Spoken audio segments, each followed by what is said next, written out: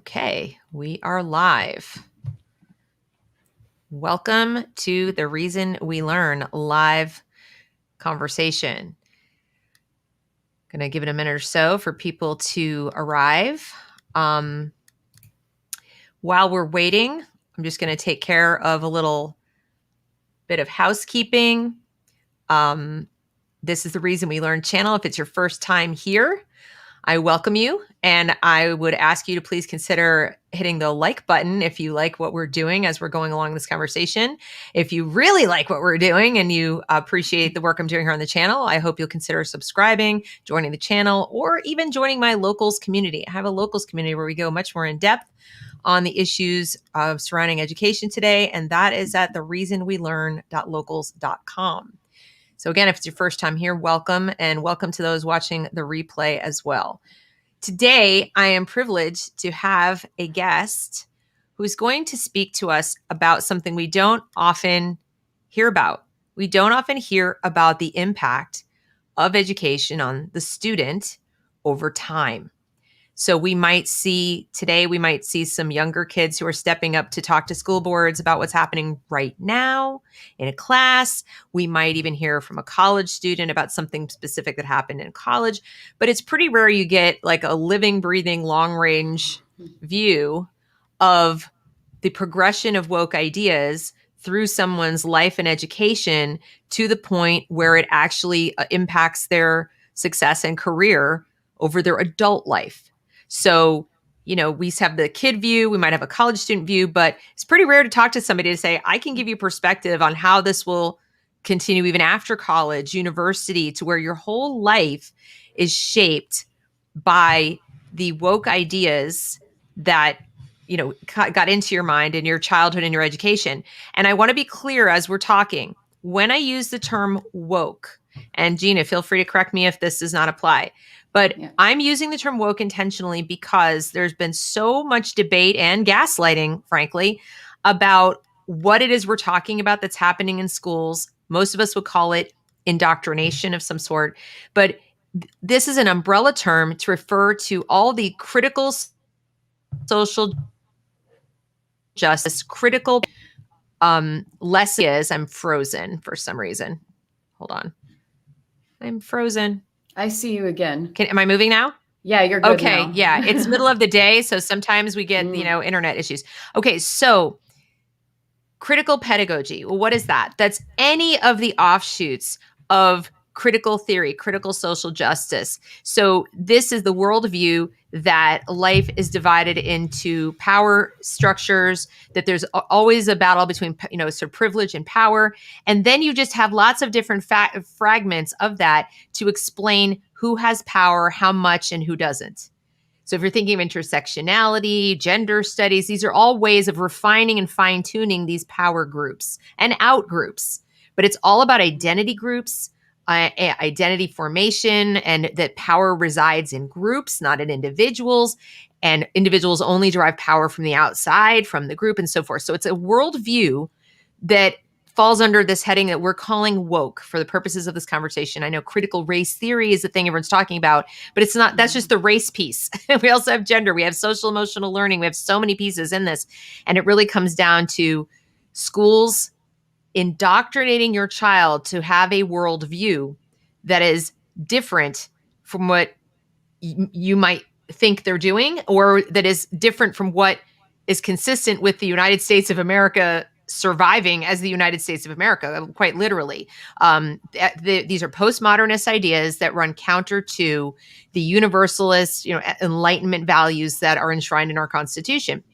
And so Gina has volunteered to come here and speak with you because she has this long range view of, hey, you're about 40 now or so. Yeah. Yeah. Yep. And I can tell you what it was like coming up in school, high school, college, and what happened. So without further ado, let's take it away. Just you can give a little intro and then tell us what prompted you to want to talk to everybody. Yeah, so this is actually the first time I've been really blatantly public with my background, because it is actually a bit embarrassing as a person who is trying to be a professional now, what my life was like leading up to where I'm at now. And it's weird because there are many different ways to explain it. And I've gotten very practiced over the years of trying to hide all of the things that I did that was based on what Deb described as woke, even though in the 80s and 90s, it was nowhere near the level that it is now. It was a lot more subtle, I think. But I'll get into explaining more about that when I dive into the story. But really, it's when I saw Deb talk on Karlyn Borysenko's YouTube live stream back in December, and you were talking about how there were just some movements in education in the 70s, 80s around that time, where social studies replaced history and civics and finance and econ, and that there were more messages in science about environmentalism and anti-capitalism and the corporations are ruining the world and all of that. That messaging was definitely there when I was in school, and I was born in 1980. So if you imagine where the timeline goes, it was 88 when I was starting to become really receptive to a lot of these messages. I had a book called 50 Simple Things Kids Can Do to Save the Earth, and like I took that stuff so much to heart. And so explaining this story now, it's like, okay, that's actually how I ended up really where I am. And I wanted to come out and embarrass myself on the internet because I feel like this is so important to tell people what can happen to a person when your whole mission in life is to change the world, because you believe that the world is all wrong and it's all bad, and there's forces that are trying to ruin things and make things bad for people. It's a lot of anxiety to put on a kid, and a lot of your channel videos resonate with me, and I watch them a lot because you talk about that. Like, what are you going to do when there are 5-year-olds being told these things, or they're 6-year-olds being taught critical race theory before they actually understand what race is. And Right. just you're saddling a small kid with some really heavy stuff. And for some reason, just being a sensitive kid that I was really idealistic and creative and passionate. And I just wanted everyone to hug and hold hands and get along and everything. That messaging was very powerful to me, and it shaped my entire life. All the decisions that I made basically between, I don't know, I would say 99 to 2015 were in service to that. And so that can go really badly. And I think a lot of parents don't realize that that's not always an admirable thing that's going to pan out great for most people who fall down that path. And it's probably worse now because the messages are so strong. Well, I think, you said something that hit me, which is that you're taking these little kids and you're hitting them with heavy stuff before they have context, before they even know what race is. And there are people who say, well, of course they know what race is. Babies recognize. No, they don't know what race is. They see that people look different from them. Okay. They have eyes in their head. Yeah. But it doesn't mean to them what it means to us. In fact, I can't recall in my couple years of classroom teaching, but in all my years of being a mom and homeschool groups and different things, I don't recall a child saying, why? Like in a way that went past because they do. In other words, so maybe if they asked why did they look different, it would be like because they do. Because I look different from you, and you look different from your sisters, whatever. And most little kids are like, that makes sense. Yeah. They're satisfied with that answer. They don't need a why past that point. And if they get a little older and they ask, and again, I don't recall anybody delving deep into why, you could probably give them a scientific answer about ancestry and, evolution and whatever you want to talk about.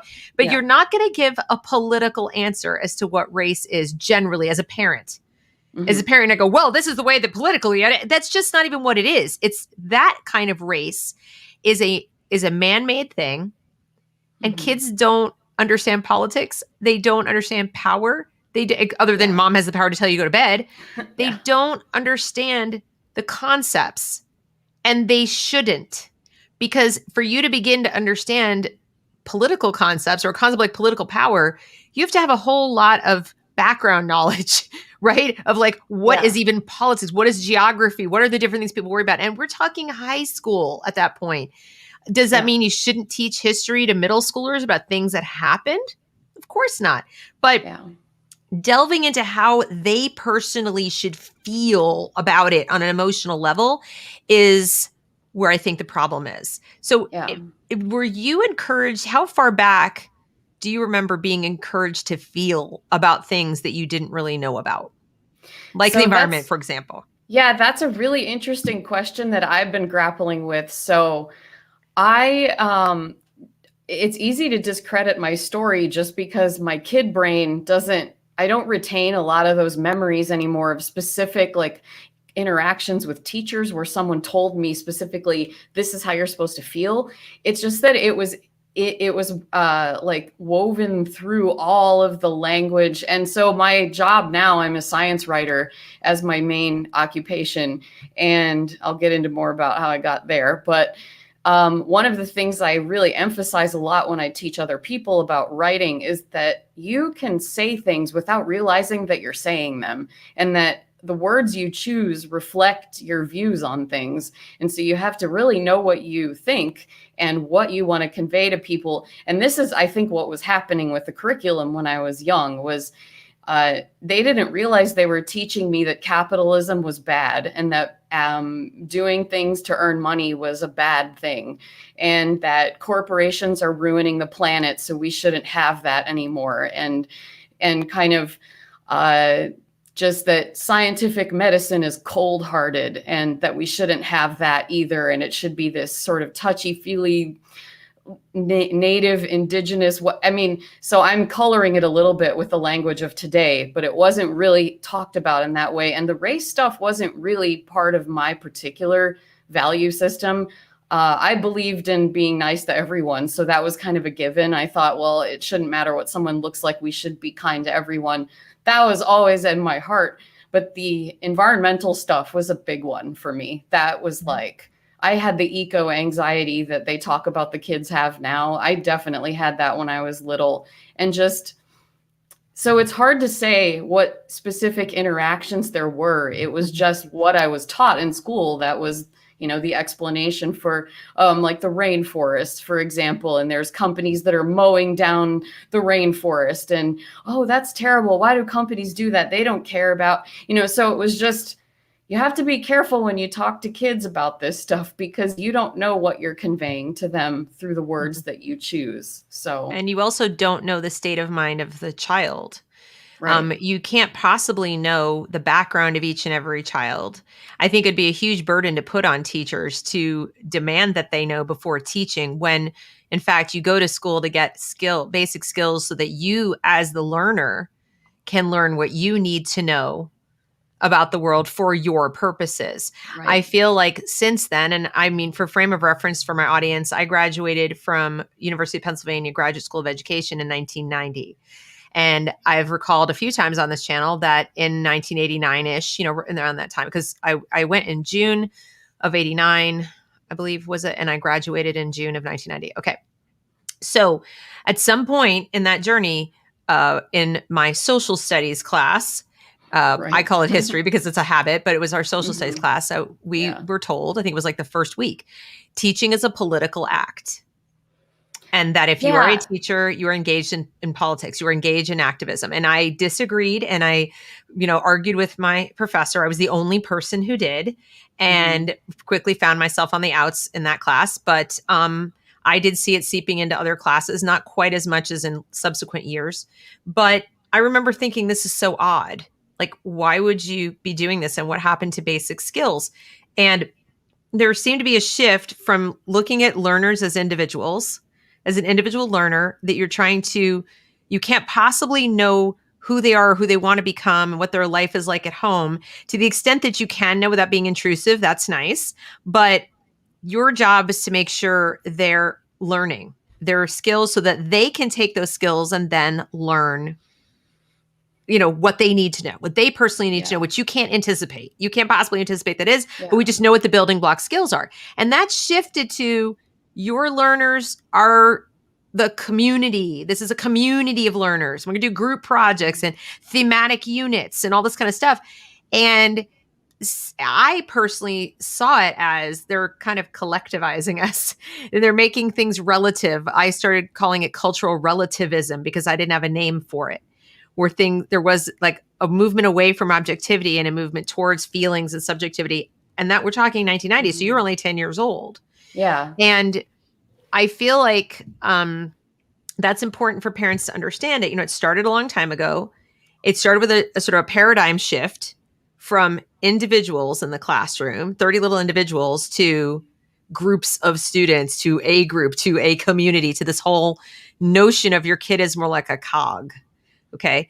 And so there you are in the class. And what happens is the language they use to talk about science or the environment is going to be directed at you as you're part of a whole. So you start to take on as a little kid a sense of responsibility that you really don't have and that you can't, as a practical matter, have. Like, you personally can't fix it, but they're telling you there's this giant problem that's going to impact your life, and you probably feel like, I want to fix it, right? I definitely did. And I remember even in 6th grade writing a letter to the editor of our local newspaper, and it made the front page because I was 12 and I was writing a letter to the editor of a newspaper. And they took my picture for it, and it was like, I'm just a kid. We need to recycle. Like, I can't do it by myself. Adults need to help me. And I was like this little activist, and I didn't know that's what that was. I was just like, this is important. I'm going to write. And it's not like recycling's bad. It's not like these things are bad to think about. I definitely still do think that there are some environmental problems that need to be addressed, but just like the way that I went about it was so like not healthy, Intense, like kind of intense. It was a lot for a kid to take on without understanding. Now, like, as an adult, I can now think, okay, well, there's a balance you need to strike between development and the environment, and capitalism's actually not evil. And there's a lot of reasons why that I learned much later in life from watching Milton Friedman lectures on YouTube. So right. there are a lot of pieces. And my husband actually did an MBA over the last 4 years or so, like a part-time, but I kind of went through his MBA with him vicariously and learned so much stuff that I was like, wow, none of this was taught to me ever. And I would have been able to understand my world so much better had I at least been exposed. I don't know. I can't even say how to tell the teachers to do this because I'm not an educator. I can only look back and say, I for sure had no idea that there was this much nuance to these issues because I was 8. Well, do you think, let's look at it a little differently. If you'd been taught straight science, okay, right, just for the sake of argument, because as a homeschool parent, when I've taught science, I taught science. So the way we went about it, as I recall, when my kids were in sort of 1st grade, we were doing some kind of general biology, just like plants. And we went outside and we observed and we drew pictures of leaves. And when we planted seeds and we did things, and we sort of learned how plant life grows and how to feed the plant life. And we did a couple of experiments where we didn't treat it properly and so forth. But it wasn't explicit. Sure. I just did this. So I was teaching a little baby botany, okay, but to little kids. And I wasn't editorializing or saying anything else. And my thought process is that children will begin to have questions and you can then answer them, but you still don't answer them with like, and this is why we don't dump in the lake. It just, they learn how plants grow. Then as they get older and you get to the next time, because you're going to do it again and again, right? And then you go to science in the next year and the next year. And now you have a deeper understanding of it. You already have the building block of, plants need water, soil, air, whatever, sunshine to grow properly. And then you get into the next level and now you can talk more about potential toxins in the soil or something like that. But as you increase the factual knowledge for the child, I think children naturally, they're very clever. They make connections on their own, and then they can ask questions like, what would happen if? Well, what do you think would happen if? Well, that's an interesting point. I think you're right. Whatever. Or you could even show examples. But see, there you're pulling the curiosity, you're encouraging curiosity. You're building on the skill of inquiry and kind of like observation, which is science. Right? I have a question. Let me observe. I don't know. I have another question. Let me observe some more. Let me take some notes. And now they're doing science. So you're not really teaching science. You're not going, let me tell you what you need to know. And what I Yeah. see them doing is they take these themes or this concept and they hammer the concept into the head whole. Yeah. Environment is in desperate need of your attention. I'm not going to really go into the nitty gritty of what the environment is. It's the environment, everything. So it's so much scarier because you don't understand the moving parts and you don't understand what you do have control over, what you don't have control over. And so it all just sounds terrifying. So I guess you said, I don't know how a teacher would teach it. I think they just teach the subject at the age appropriate level. We used to know this in grad school. They would tell us, here's how concrete this age group tends to be. Here's how concrete this age. So there's the amount you could teach that's abstract. There's an amount you could teach that's concrete. And now we're moving on. But I see teachers talking to 10-year-olds in complete abstractions. And I'm just like, there seemed to be this, I guess as I got older, maybe middle school, there seemed to be this desire to connect what was going on in the classroom to current events and like things that are out there in the real world. And I at the time that was like, oh, that seems logical because you have kids that are like, when am I ever going to use this? And then when I taught, they did that to me and I was like, well, here's the thing.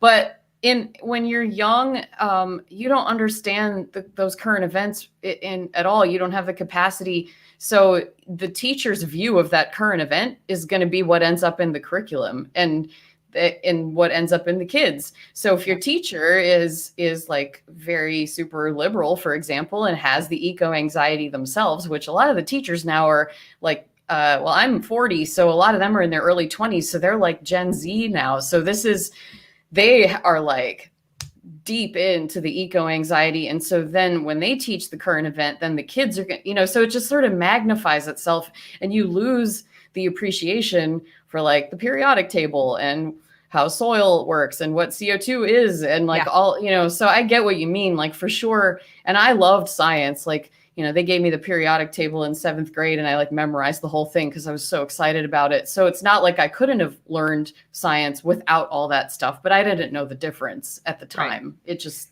that was what was knowledge. So I think too, there's been this ongoing straw man argument in education that you can either teach facts or you can teach, this kind of, in the real world thematic concept that, here it is in real life. Right. And I just think that's false. It's not either or.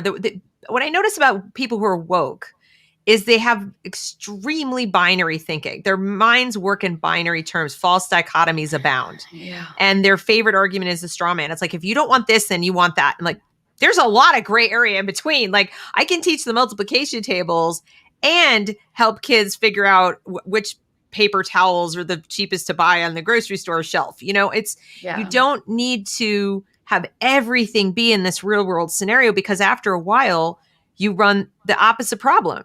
So I don't necessarily see how I need my multiplication tables in real life just by memorizing them. It seems like rote memorization because it is.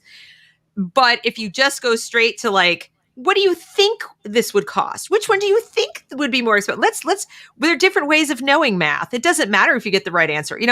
Now you have the opposite problem of when it comes time to actually make a budget, balance your checkbook, or do anything that needs to be accurate, you can't because you never memorized it. And they're seeing that in schools today of kids who have no math facts. They didn't memorize their addition facts, their multiplication facts. They don't understand any of it. It's like you have to learn this thing that's just rote memorization first before you can apply it. And I think we would do better to come up with creative ways to help teachers be more, entertaining or creative in their ways of teaching this memorization stuff. Instead, they think it's creative to teach it as current events. That's creative, all right, but so this is good because we're kind of progressing to the beginning of the timeline that I emailed you before we started this. That's but this is important though because when I was in public school, I went to public school up to 8th grade. And things were getting hairy for me. I was getting bullied a lot. There were too many kids in the class. They were doing the busing thing where they were mixing the demographics. This was in South Florida. So if you know anything about the history of like No Child Left Behind and all those things, then that was what I was living in. That was what I was steeped in. So my parents decided, for my own safety, because I was actually getting threatened on the phone at the end of 8th grade by some kids that were like, my big brother's going to beat your ass when you get to school. So they were like, Catholic school, doop, doop, doop. So they put me into a private school. It was like 800 kids. It was a Catholic school, but there were non-religious people. We were raised Catholic, but like nominally Catholic. I didn't grow up with religion being the centerpiece of my life like a lot of people had. Right. So that school was the first time I did sentence diagramming. I learned how to do long division. Like I got all that sort of like harsh rote, like the more rigid old school stuff from like before the liberal takeover of education. I got more of that in high school because they were supposedly old-fashioned at the Catholic school, but I guarantee you I would not have been ready for college without those 4 years, even with being a studious kid, because I didn't do homework. My 8th grade year, I spent hiding in the bathroom to avoid bullies. I don't think I went to class more than half the day. There was a dean at my middle school that recognized that I was being tormented. So she kind of created this little teacher's aid gig for me so I could get out of some of these classes where I was being tormented. I used to actually intentionally take extra cold medicine that made you drowsy. So it would be easier for me to fake that I was sick and sleep in the nurse's office to stay away from the bullies. So I had a lot of trauma from that already coming into high school. And I got D's my freshman year because I didn't know how to study. I wasn't used to it. Right. And I figured it out in my second semester, and I ended up getting, I guess I had like a 3.6 when I finished high school. So that was pretty good. And I went to a state school. But I don't think that anyone had interrupted the save the world thing. And that is really from the time I graduated high school onward is like what shaped my whole life. And that was that timeline that I sent you where it kind of begins at 1999 when I finished high school. So, right.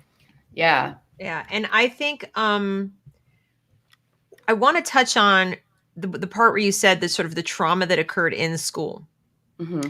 Because we're hearing a lot lately, and I know parents watching might be thinking, oh, is that what they're talking about when they talk about trauma-informed learning and so forth? And it may be for some, but what I will say is that there seems to be a lot of focus on, educators talking about assumed traumas happening outside. And the traumas that they seem to be assuming are just your existence as a minority. Okay, like your existence as a person of color is traumatic for you. Your presence in a classroom with people who are white is traumatic for you. The fact that you have a white teacher is traumatic for you. The fact that maybe the environment is terrible is traumatic for you. But these external things, I don't hear often about, or at all, frankly, about traumas caused by the school. Like that there's any self-awareness about bullying. We had this 10-year period where it was like anti-bullying, anti-bullying, anti-bullying. And I swear to you, I can't prove it, but I swear it made bullying worse. I think because it did. I literally don't know a person who is not an obvious bully who wasn't bullied.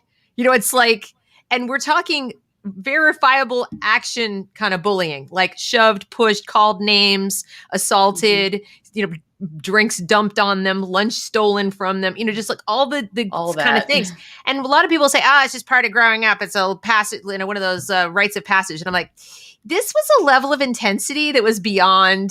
I mean, I was bullied in school and it was actually really bad. But when I was in school, I was in a minority of people who were bullied, is what I'm saying. Like, I feel like the number of people who got bullied that way increased. And I don't know why. And I don't know if it was just like, we're going to focus on it so much that now it happens more. I couldn't explain it. So but I have a theory. I don't know how good it is, but your point in the beginning of the call about how they sensitize kids, were we talking about that before we started? Yes, I think it was. We were talking before. Yeah. Okay. So a lot of this like safety, sort of like hypersensitivity and feelings focused education that we're seeing now, like you were talking about, how it tends to like hypersensitize kids to see triggers where they may not have been. Critical consciousness.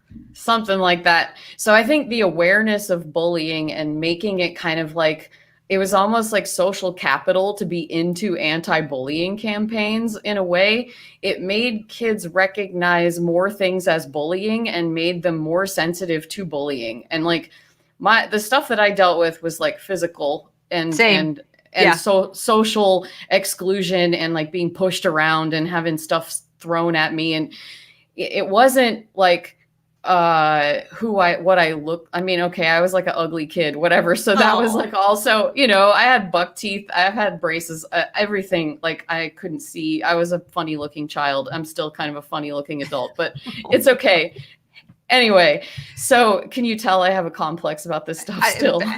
I was gonna say, I think you maybe need to like work on that because we can talk about therapy too, because it's infected therapy in the same way that it's infected education. Mm-hmm. I've been contributing on the criticaltherapyantidote.org. It's a website that calls this stuff out. Yep. And it's a really good site. So if you check that out, it tells a lot of these horrifying stories. But yeah, so therapy didn't really help me because they reinforced the belief that I was, anyway, it's a mess, but yeah, but they do. But I think the bullying, the reason I brought up in the first place is that the bullying and this focus on trauma and not focusing on the trauma that's happening in school and what they're doing to exacerbate it, I find ironic because it's one they could address. In other words, they could stop traumatizing kids with all of this scary stuff. I mean,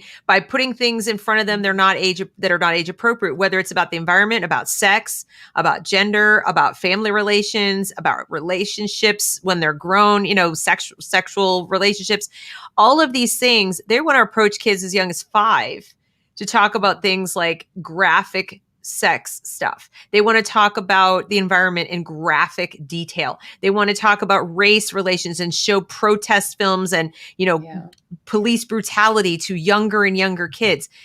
This absolutely does not only hypersensitize them to certain kinds of violence and things that it can literally traumatize a child.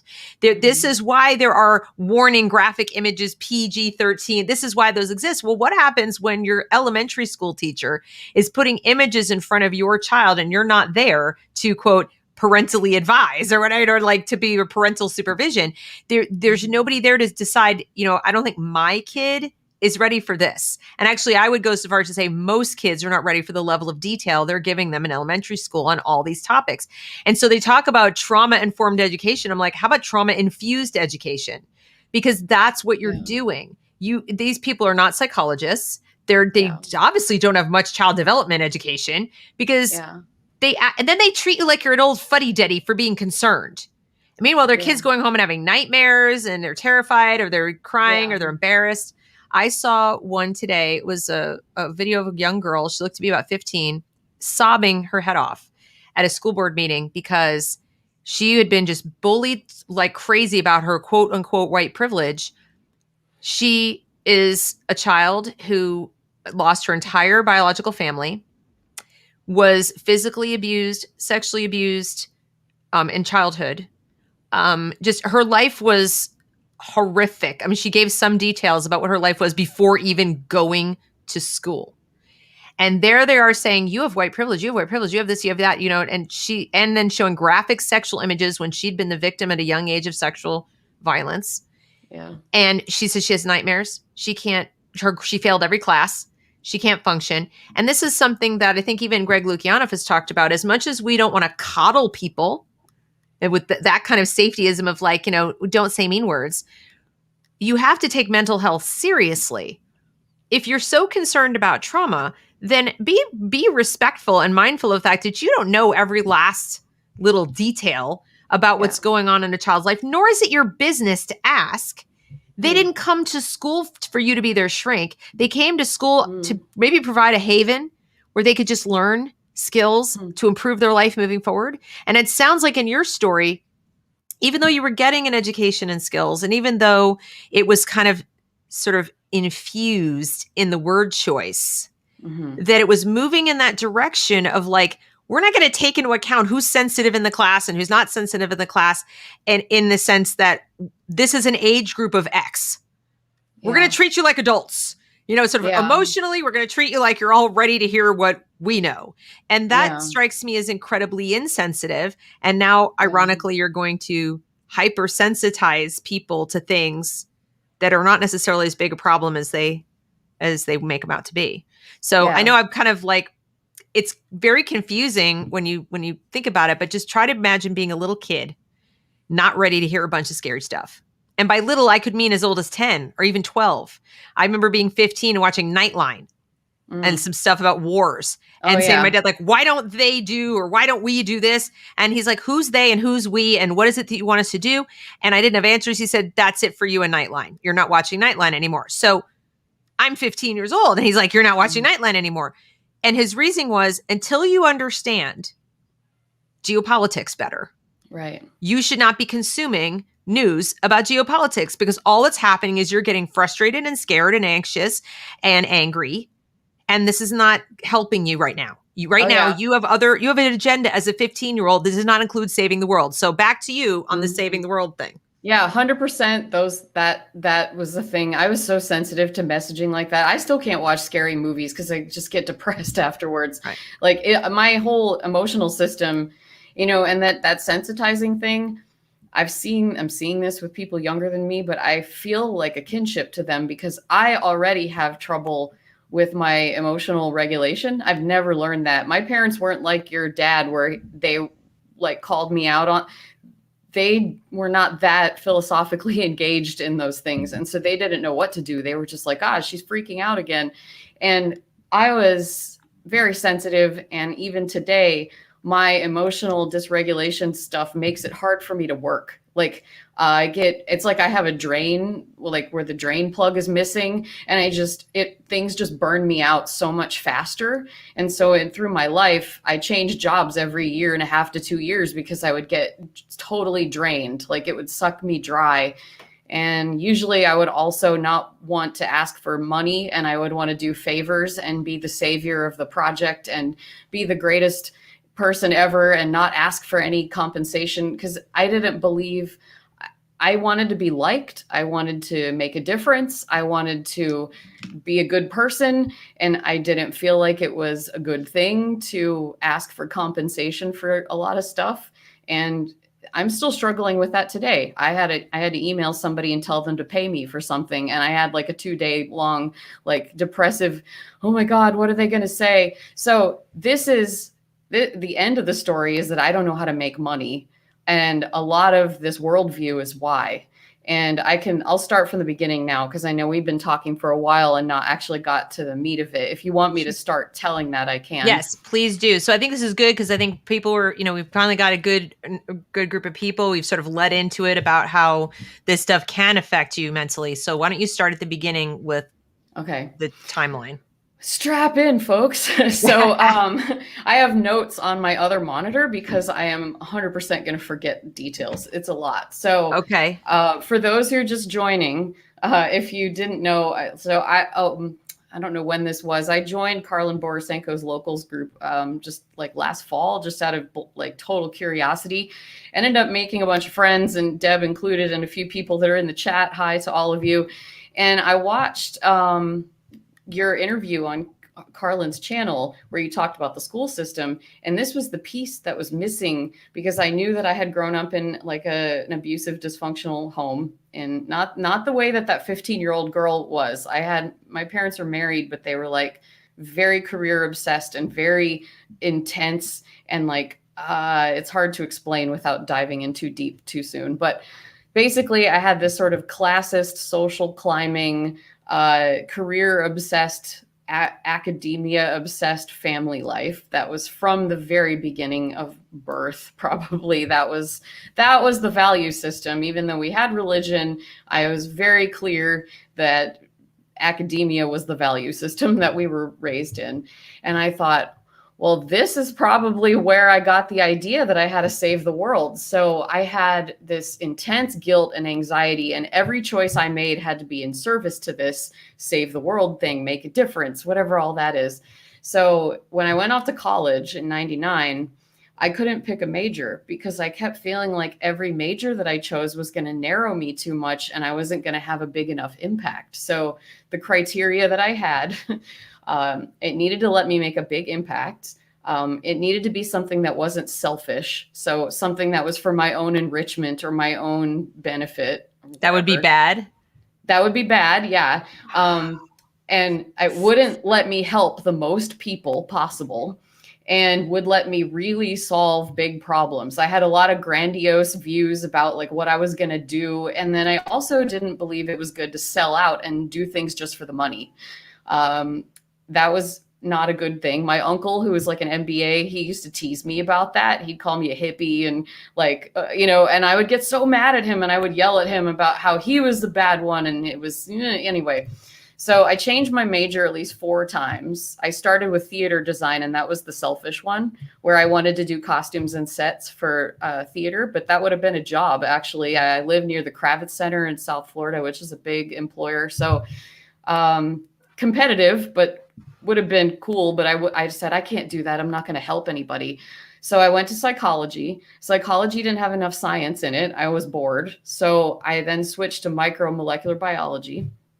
By then I was a junior, so I was like 21. Then I added a music minor because I wanted to write songs and have an album, and I wasn't good enough for that. So I pushed myself, and I did get better, and I did actually record albums. So I guess that was accomplished.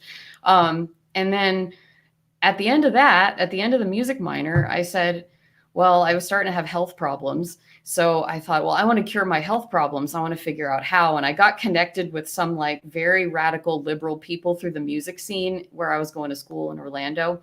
And they introduced me to all these diets and organic food. And they kind of helped set me on the path to being like a crunchy granola, like Birkenstock, hairy armpit hippie. Like I was really there. Like I was getting there. I would do like colon hydrotherapy, and I would go to chiropractors, and I would starve myself, and I would eat like every diet somebody recommended to me. I would try it because I wanted to solve. I was having digestive issues, and my depression and anxiety was getting out of control. And they said, oh, diet can even cure mental illness. Oh, wow, that's awesome. So then I decided I want to cure mental illness with food. So I'm going to major in nutrition. But at the time, my parents had moved from Florida to Pennsylvania, and my dad got a job teaching at Penn State. So I said, oh, sweet, I can get in-state tuition, big discount. I'll go to Penn State nutrition. But I was 21 when I switched. So I was like a super, super, super senior. I had to start all over again with my gen eds because a lot of stuff didn't transfer from Florida to Pennsylvania because it was not as good of a school. And a lot of things just didn't match up. So I graduated with a degree in nutrition at 25, but I skipped all the coursework that would allow me to be a registered dietitian, which is a very employable career path, because I wanted to go to naturopathic medical school. So I said, I don't need any of that because I'm not going to do modern medicine. I'm not going to do any of that Western medicine. I don't need it. So then I went into this ND program in Arizona.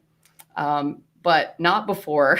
I lived on an eco village in Argentina for 2 months. Oh I learned how to grow food, but it was all in Spanish. So, and I also had very grandiose views of my Spanish speaking abilities and embarrassed the crap out of myself down there. So very sorry to those people. I was like a stereotypical asshole 20-something American that thought they were going to save the world. And I pissed some people off. There's a really funny memory actually about feminism that was really relevant. So I was mad that they were having me break sticks to start fires, and I wanted to learn how to build houses. And I thought all the men are getting to do that, and you're putting me on this dumb task because I'm a woman and I flew all the way here and I should get to this. Like lady put me in my place so hard. It's hilarious thinking about it now. She's like, there's no man's work and woman's work. This is a farm. We have stuff that needs to be done. You just do what you need to do. And I was like, you know what? You're right. I'm sorry. And I was like very quiet after that because we need to go find her. Can we go find her and clone her and like bring her up here? I know her name is Sylvia something. I can't remember, but the eco village is called Gaia and it's still around. It's in Buenos Aires. So I don't think they like me though. So if they are watching this, I'm sorry. I was a terrible person back then and I hope I've changed somewhat. So I did that and then I went to ND school. And I was still sick. I had gotten diagnosed with ulcerative colitis when I first moved to Pennsylvania. So through college, the education was held up by my illness too, because I had to take a lot of part-time semesters and I was in the hospital a lot. And ulcerative colitis is a nasty illness that is, you have to go on steroids a lot to slow it down, and you bleed, and it's bad stuff.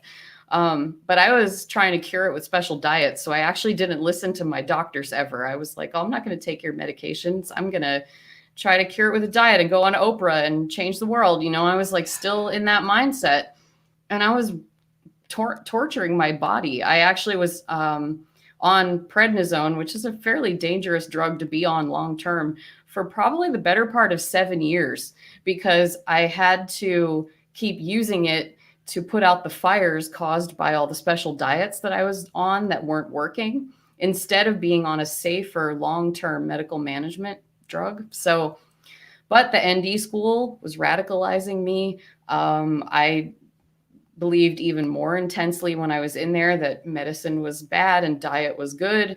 And I even had professors tell me, like, why do you want to be able to eat normally? ND students wear their special diets like badges of courage. This is what a professor told me in my school program. So, wow. Yeah, so they were shaming me for wanting to be able to eat like a normal person. I was really underweight. So there was an interesting, like, I don't know, a glimmer of sanity that happened. I had a really bad flare. I ended up in the hospital for like 3 weeks. I had to take medical leave from school. And in that time, I was on the computer in the hospital bed, the laptop, like, what kind of job am I going to be able to get when I get out of ND school? And I realized, like, okay, an ND is not a real degree. It's not recognized by most states to practice medicine, let alone teach or anything else. It's not recognized as a real graduate degree anywhere. So whether you believe that should be or not is aside. It was not. So I was going to have really limited job opportunities. And I had borrowed a whole bunch of money from Sally Mae to pay for this private school. When I got done, I would have been $200,000+ in debt. And so I thought, okay, if I'm only going to be able to make 30 or 40K, if I'm lucky, out of this program, this is a bad deal. So I actually dropped out. I said, this school is a scam. I'm going to have to get a master's in biochem to be competitive in science if I do this. So I might as well just go back and do regular grad school and do nutrition again and do that. So I started working a stable job, and I was out working in a long-term care center. And I had a relationship at the time that was dysfunctional, and he died. And that was a very traumatic thing for me. It was a suicide. And I was 26 and I lost my mind. My illness flared up badly. I ended up just completely leaving my life in Arizona, and I moved back in with my parents in 2008 in Pennsylvania. And I don't really have a great relationship with them. So this was not a good environment for me to go back to, but it was the only place I could go because I couldn't work. And so I was like on disability and not working. So now yeah. I'm sorry, I don't mean to interrupt you, but as you're speaking, as a parent, and I have 3 girls, and my eldest is going to graduate after next year from high school.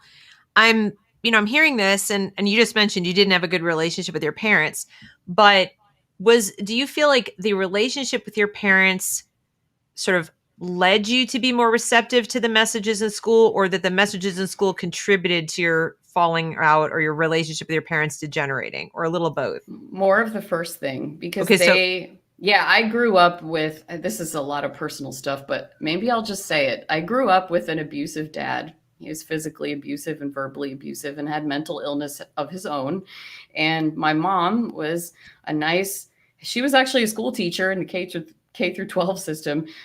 She was an enabler, basically, was like always covering for him. And so we were never allowed to tell anyone that my dad was doing what he was doing. We were not allowed to say it because my mom didn't want to lose her teaching job for covering up child abuse. So that's kind of where I had come from. Illegal when you're in that profession. I mean, yeah. I would imagine if it's in your own home, it doesn't make a difference if you get that reputation. Yeah. So I was basically told not to tell counselors about my dad. And I can't believe I'm saying this publicly, but you know what? It is what it is. This is something that I didn't figure out was even a contributing factor to my mental health and life choices until 2018, when I was home on spring break from my most recent graduate school attempt. And it all hit me like a ton of bricks. And I think I cried harder than I'd ever cried in my life. Like I couldn't breathe because I realized looking back, like, oh, that's why all this happened. Not Right. because I had some kind of moral failing or I wasn't being a good enough person or I wasn't like saving the world enough, or like this is a big reason why. And I think because that was happening to me growing up, the saving the world thing was how I made myself feel better, like that there was going to be some kind of payoff in the future, that I was suffering now but I was going to make a big difference later, and it was all going to be worth it. So Well, that now was how imagine yeah. now imagine going to school today where they are if then was kind of like the slow burn high of, maybe like pot, okay, where you just kind of where like you get high, but it's like this high. And now I feel like it's like heroin, that they're shooting the sort of validation straight into the veins of these kids of like, all you have to do is agree with us and you're instantly virtuous. Like you don't have to even do anything. Yeah. You had to grow up and save the world. You had to grow up and contribute, take the right kind of job, help enough people. You had like a whole formula to get your virtue to feel like a good person. Today they're telling kids, if you recite after me, put your fists in the air and say the right combinations of phrases and believe the right thoughts, you are already virtuous. Like you are Yeah. slapped with instant virtue. It's more like religion, when you go and do your genuflection and catechism and there you're virtuous. Yeah. And if you don't do those things, you're not just not saving the world, right? Mhm. You're a Yeah. bad person. Like it's Yeah. now like you're all the way a bad person. And they're now saying that to everyone indiscriminately. So there's you come from an abusive home. You're already a kid, just like loaded down with baggage going into the school. And now you have this, strive, little codependent, earn our love, right? And so you set yourself up for that. Okay. For Now sure. they're taking indiscriminately all these kids, good home life, bad home life. And they're saying, you got two choices, good person, bad person. What's it going to be right now, right now? And it's scary. It's so upsetting for me to see this because I was sort of a weirdo back then, being this idealistic and activisty. But now it's so common that more than half of the kids are probably like this now. And I'm like, wait, this was pathological for me. This was not a good direction for my life. Why are you making kids into this? This was not good. I needed to not be that way. And I'm like now trying to go to therapy to learn that I can do what I want to do, what pleases me. And like, I don't have to save everyone. Like, this is terrifying to me to see this as intense as it is, because I've lived it. And it was even before it was as overt as it is now. So I'm like very afraid of the future. I worry about the kids. I don't have my own kids. You'll see in the life story where there would have ever been room for that to happen. Right. But I Did you feel. want me to put that up somewhere? Because You should share that Venn diagram, because I feel like this is yeah, important for let me yeah. do that. I'm going to share the diagram that you drew. For reference, everybody, she sort of drew a Venn diagram to help us understand. And I've got to maximize this out. Okay, there we Yeah. go. Is that good? Yeah. Okay. Yeah, so in a sense, it's kind of funny, but also not funny. So this is not based on scientific data. I didn't do a survey. I didn't do any stuff. This is like out of just my impressions of observing culture for a while. And so if you have the save the world messages from school, and you have an idealistic, sensitive kid that's maybe gone through some trauma or has like some pre-mental health susceptibilities or full-blown mental health issues, and then you have a family that is this international, urban, secular, classist, career obsessed, like you have to be a proper professional, and you have to do, like, you can't work in the trades, for example. You can't just be a cashier. You can't, you have to have like a career, That's the kind of family that I grew up in. Academia and school were everything to my dad, everything. So that was the holy, like, that was the The Holy cluster. Trinity. Right. The That was unholy what, Trinity. or what's the a perfect storm is the Yeah, there you analogy go. that I'm looking for.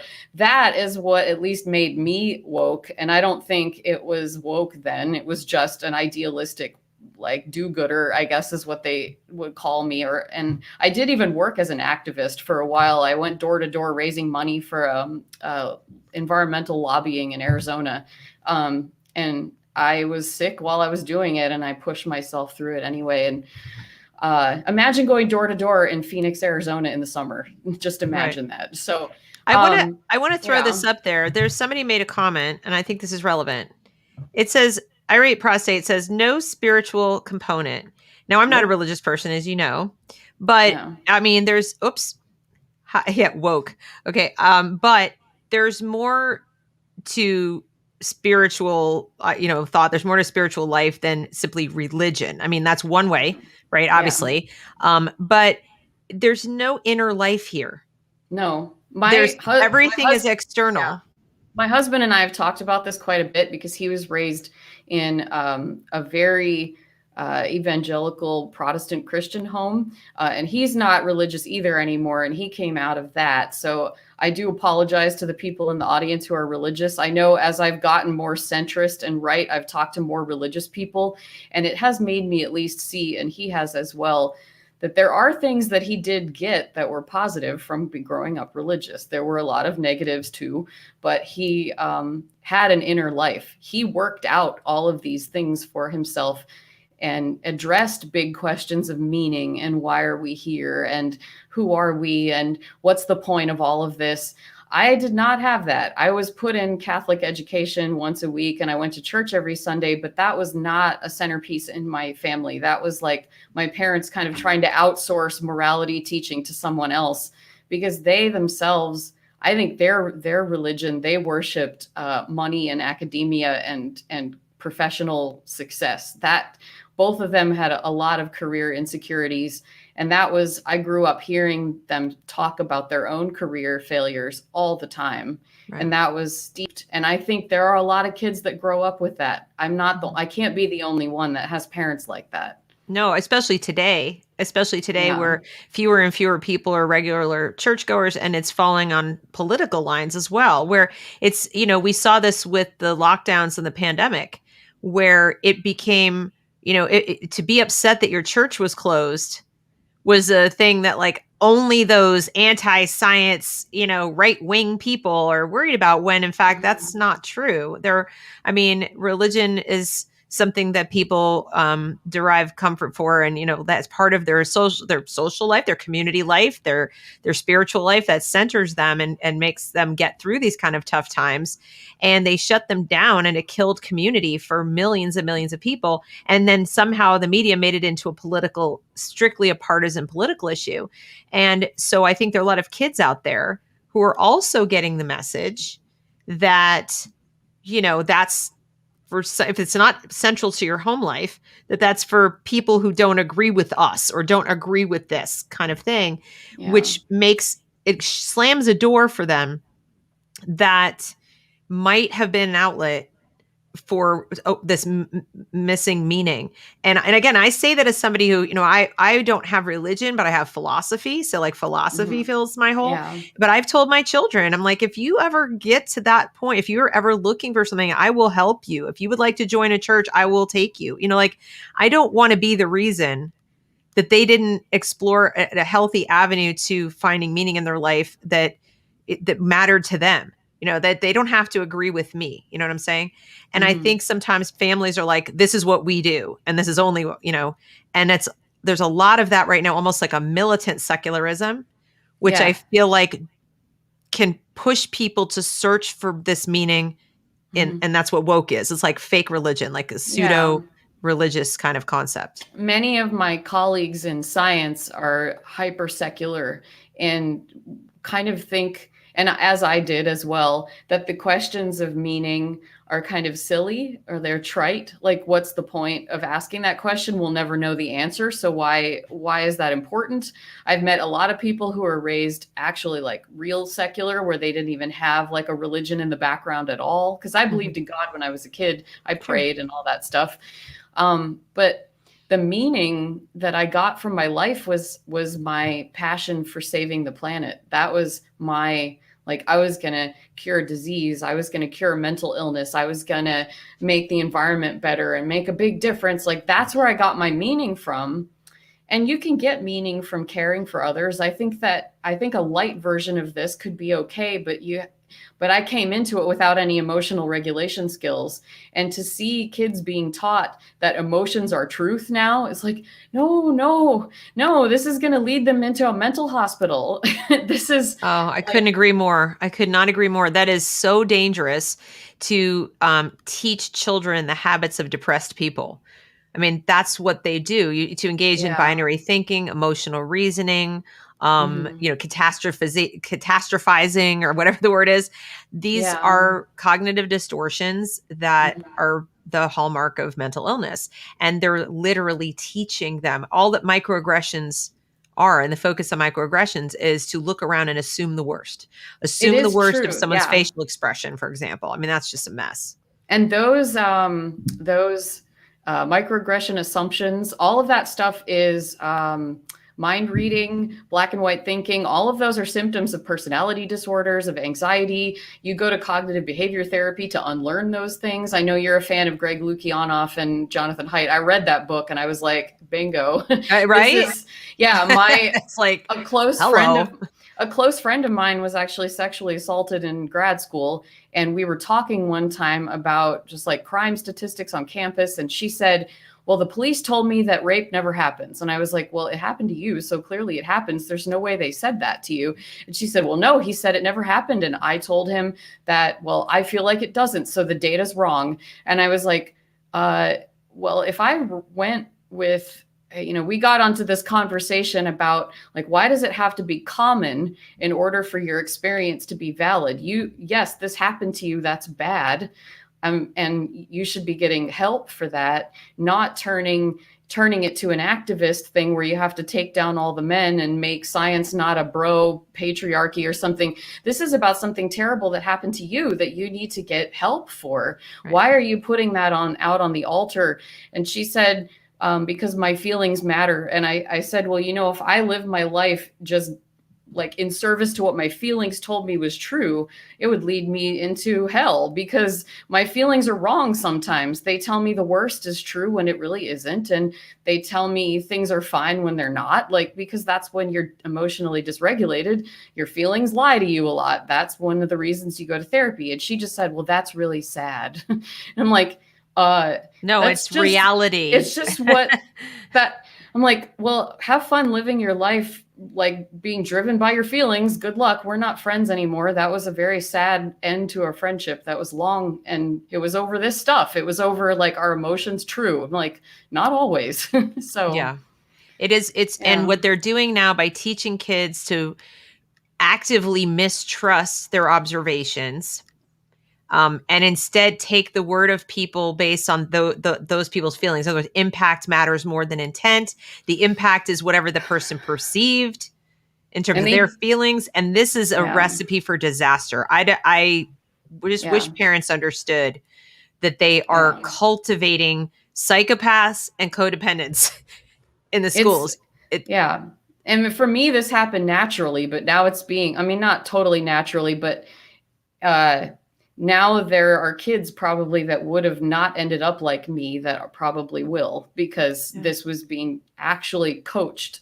I couldn't even imagine like if I had was a kid now instead of in the 80s, I don't even know if I could function. I already have a hard enough time. So right. it's, Yeah. yeah. So So now there was a question that came to me before we started with this, and I did want to make sure I asked it. It says, how, so how can we help our kids if we are aware of all of this. So let's say their parents out there like me, but they're not homeschooling. The kids have to go to school for one. Now, everyone on this channel knows that I'm one of those. You don't have to, but let's say they believe they have to. Okay, so their kids are in the school. They're not woke. They're actively opposing all of this and trying to counteract it with messaging at home, trying to help their kids see reality as much as they can in the hours, bookending school. But you've made it seem sort of like the school sort of exacerbates anything that's already there. So if things aren't like absolutely perfect, and even then, like whatever they're doing at school has a lot of weight, especially as a teenager. What would you suggest to try to protect kids from this woke indoctrination in the school if they have to go to the school? I think the biggest thing for me is teaching kids emotion regulation and emotional intelligence, because if you teach them that these things are cognitive distortions, they're going to recognize when someone says a microaggression is when someone says, like, where are you from? And that means that they think you're an other, for example. A kid with good emotion regulation skills and good emotional intelligence is going to say, well, that's not necessarily what they mean. Sometimes they just want to know where you're from. And like, sometimes people just say stuff awkwardly and they don't mean it in like a bad way. My husband's Indian, so he got asked that a lot in the Midwest. Where are you from? And he's like, yeah, I know what they meant. So first I would joke and I would say, I'm from Minneapolis. And then they would say, no, where are your ancestors from? Oh, I'm Indian. And then you move on with your life because it's super awkward and you just laugh at it. Like, if you teach your kids good emotion regulation skills, I think they have a fighting chance of fighting against this. Because I think that was the thing that was missing for me, was growing up in the home that I did. I didn't learn how to manage my intense emotions, so they just got out of control. Right. And I feel like that's the one thing that I think is holding me back in all of my career endeavors, is the fact that I burn out so fast because my emotions are so intense. Right. And this may just be something that's true about me now. Like, I have been in therapy for 2 decades to try to solve this, and I've had some improvements. It's not like it didn't do anything, but there are some things that I think I'm just starting to accept. Like, this is a disability that I have now. Like, well, and this is why I did the series about the Comperchicos essay. And this is why I am stressing parents who don't yet have kids in the school. So in other words, your kid's not yet gone to kindergarten, and you're trying to decide, you're seeing all this happen and you're like, oh my God, what am I going to do with my kid? I'm really speaking to those parents and saying, those first 7 years, okay, of your child's life, and beyond that, the elementary school years, are the most important years of your child's education in terms of setting them up for emotional and intellectual success, as far as like not putting things up in here that will make it that much easier for the outside world to, hurt them, but it's still not a guarantee. So in other words, like, you've absolutely got to teach the right things in that period of time. And then you've got to be mindful of, even that kid, you put that kid in a dysfunctional environment that's all about othering people and all about, all this cognitive distortion. And that kid has to work so hard. They have the skills, whereas the kid who never got taught that stuff, they went to kindergarten or preschool, state preschool, and government run schools the whole way. They don't even have the beginnings of the tools to have the proper boundaries. So they're just like almost a zombie. Okay, they're going to do whatever they're going to do without someone stepping in and being, or unless they're just naturally one of those strong-willed, iron-willed kids, and maybe 1 out of 1,000 is like that. But they're just floating along on the river. The other kids have a chance, but they're not out of the woods by any stretch, because now they're vulnerable to a different kind of disorder, which is, now I am put in an environment where I know how to make sense of the world. I've been given the building blocks of sense making. So I'm primed to learn how to make more sense. But you put me in Wonka land. I mean, you've stuck me in this place that nothing makes any sense. The people don't make any sense.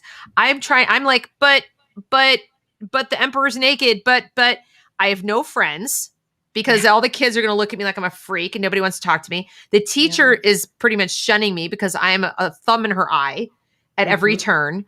And I'm on the fringe, I'm on the out, and I have a choice. Yeah. I'm going to be that kid who gets beat up every day or shunned or canceled or get F's because my teacher is trying to re-educate me to think the right way. Or I join them, which is not a good outcome. And I'm going along for the ride. I don't really mean it, but I'm joining them. Mm-hmm. Or there's a third option, and it's really a disturbing one. Mm-hmm. And that's when you read the journals of people like the Columbine kids, where you basically are like, you people make no sense at all. You all suck. You're shallow. You're full of crap. Yeah. And I don't even want to live on this planet anymore. And I'm taking y'all with me. And that's the extreme example. Yeah. But I'm trying to help people understand that none of this is healthy for any kid. So if you're sitting home going, well, but my kid's got a good head on their shoulders. Well, we've got a solid home life. Well, we go to church every Sunday. Well, we'll be okay because no, you can't wrap your child's mind in bubble wrap. There's no such thing that's going to protect them from 8 hours a day of nonsense and this kind of irrational, illogical mess coming at them from everything. And you mentioned something important that, homeschoolers are constantly told, well, what about socialization? What about socialization? I'm like, what about it? You were literally socialized to believe that you had to save the world. That was the socialization you got. Did you get new and better social skills? No. You, to a certain extent, you are who you are. Okay. They didn't teach you how to be more emotionally strong. Yeah. They didn't teach you great social skills to make friends. They didn't teach you that. What they socialize you to at school is a worldview. So when you say the word socialization to a homeschooling parent who's done it for longer than 5 minutes, okay, even the one who's just researched doing it, part of why they just kind of go, right, is they understand what it is and you apparently don't. Because that's not what socialization isn't learning how to make friends. It's you're going to get a worldview. Yeah, I don't know the answer to it other than like the public schools are effed 6 ways from Sunday, and I'm very worried about it. And I would have never been the kind of person who would say this. I was always like, I heard friends that were religious or just sort of outside the mainstream from my hippie world, because I'm a musician still. And so I meet a lot of people in that scene that have this belief that the schools teach you what to think, not how to think. They train kids to be cogs. And I'd be like, what do you mean? I got a lot out of my education. I feel like I'm pretty smart and good at critical thinking, and I went to public school, but that's not exactly the full story. I think I may have learned critical thinking and science despite the school system because I worked hard on my own outside. And I think that curiosity that I had is what drove me to eventually leave all of that crazy stuff behind, because I was able to look at my life and go, okay, I am like near death. I had to get my colon removed in 2010. Like, I can't work, like something's wrong. So I have to solve this, and I have to be really, really unapologetic to myself and just, I don't know, almost be the person that gives myself a reality check. I have to be unafraid to turn the mirror on myself and realize what my role is. Like, if someone heard this discussion, oh, she's blaming the schools, she's blaming her parents, I'm blaming myself, because I made those choices. I can say that the environment that I was steeped in probably set me up in a big way for making those decisions, but I still made these decisions, and I'm the one that has to deal with the fallout. And so since all of this, so in 2010, I had my colon removed. I lived with an ostomy bag for a while. If you know what that is, it's not fun. If you don't, look it up. It's gross. And I lived with that for a year, and then I had my insides reconstructed so that I don't need the bag anymore. So I live pretty normally now. It was pretty life-saving. UPMC, great hospital in Pittsburgh. I started working in research mostly because I was just curious. I was like, well, clearly this alternative medicine stuff is bull. It didn't save me. It made me actually sicker. There was even a period of time where I gave up the diets and was like ordering medications on illegal online pharmacies from India and treating myself with like mega doses of meds that weren't even like designed for the thing that I was treating them for, but I saw it on a message board and this guy was really convincing. So I was in his cult for a while. That was what landed me in the ICU, was doing that to myself. Oh my So God. I got out of that, narrowly escaped that situation. And I was like, well, how would you really study autoimmune diseases? So I started basically emailing professors at Penn State because I was living 5 minutes away from it at the time. And I had a couple of bites. I got involved in a NASA project, and that's where I was introduced to astrobiology. Was through a, oddly enough, a women in science program for undergraduates. Even though I was like 28 and hadn't been in college for a long time, someone like snuck me in basically. And I got involved in a job, in a research thing that was a job. I didn't even know I was willing to do it for free. And they said, oh, we're going to pay you. And I'm like, what? I get paid for this? So I worked part-time on this project. The project ended. It was a short-term thing. It was like building a life support system for space flight. So like recycling urine to like water plants and just really interesting stuff. So then I worked in an agriculture lab where I basically like shucked corn in a field for a year and chopped roots under a microscope for 8 hours a day. And I did that all through my surgeries, that job. And then eventually I got out of that and I said, I want to study molecular biology because I think that's how you actually study illnesses. Yep. So I did that. And then that was when I learned how hard research really is. And that all of those claims about modern medicine suppressing ideas that are actually going to cure everything, and science is patriarchal and science is white and all this stuff. Like, no, science is just hard. Like, it's just hard. No one's keeping you down. Do you Yeah. I'm sorry, I hate to keep interrupting you, but you say these gems, and I feel like I gotta throw something in there because science is just hard. Is so perfect. You know, they're trying to add like, you know, change standards and make equity in science and all this. Nope. And I just keep thinking, why are we going in the opposite direction of where we need to go? I mean, we finally got to a point where you have more people realizing that, as you just said, there's not some dark secret cabal trying to keep cures from us so we'll spend money on fake things. It's just that it's hard and it doesn't always make up a cure as fast as you want one. And these kinds of illnesses are complicated and you know, and more to the point, especially with kids, to get them interested in science is we don't focus on how amazing the things are that we have achieved in just my lifetime. Okay. Like an insane amount that we've achieved. And we don't talk about positives. What I notice about the woke is they live and breathe the negative. They live and breathe as if progress has not occurred, as if since the Civil War, nothing good has happened. It's like, what? I feel like they're living in a different country. I used to be really, really feminist too, obviously. I mean, it came with the territory. So I believed in... So this is also sad. This is part of my sad story. See, this story is forever. This live stream is going to be like 7 hours long. I promise. I'll try to be as brief as I can. But this is important that I think needs to get out there, because your point about why are we lowering the standards? Like, I am definitely a proponent of science needs to be as hard as possible, as exclusive as possible. And like, we don't need to like care about like all these other things. We need to just make sure that the best people are doing the science. And I don't care about your feelings anymore. I don't, because I'm not good enough to compete in science either. And I'm willing to point the mirror on myself and say, I am not hot shit. I am mediocre shit. I was able to publish 10 papers. That was me busting my butt to crank out research from 2016 until the present. But I didn't pace myself. I burnt myself out. I almost ruined my marriage over it. It's not worth it. And feminism taught me that that's what I needed to do. I needed to be a boss. I needed to be a bad boss lady and be a high earner and be super powerful and successful.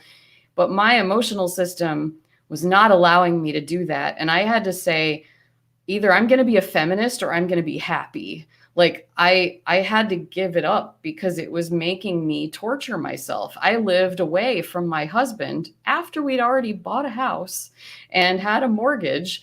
I decided I was going to rent an apartment in Arkansas and get a PhD. And I ended up leaving halfway through because in 2018, I started to figure out feminism what it was really all about, that academia was blind to its own bullshit. I started to really start doubting everything that I ever believed. And weirdly, I think the Trump election really had a lot to do with that, because no one saw it coming in my liberal circle that he was going to win. Everybody thought it was going to be Hillary, that I knew.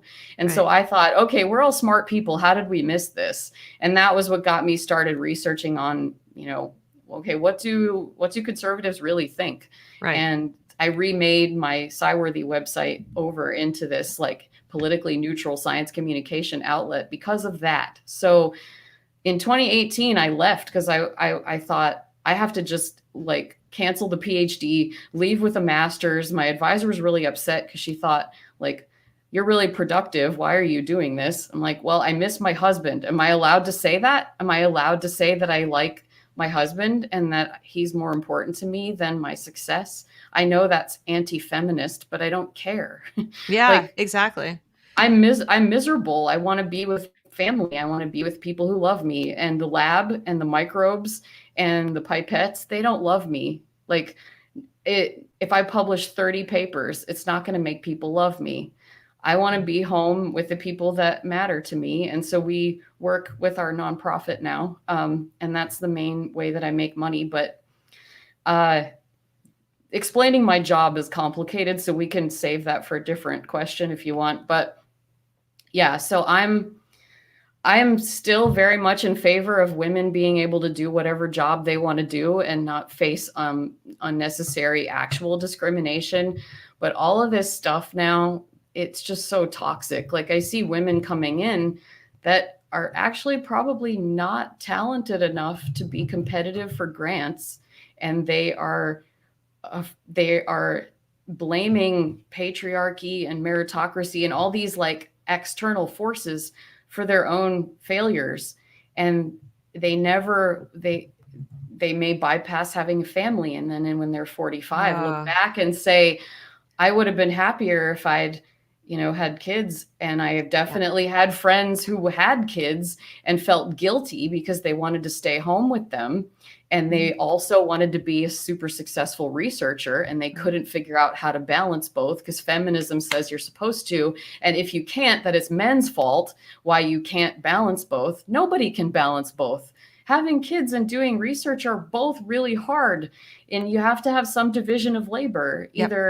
Either both people's careers take a hit, or one person's career is prioritized and the other person does the kids, or something. Like, it's all this, it's such a mind fuck to be in that ideology and then come out of it and see, like, you look back on your life and you go, what could have been? Like, I feel like we're lying to kids.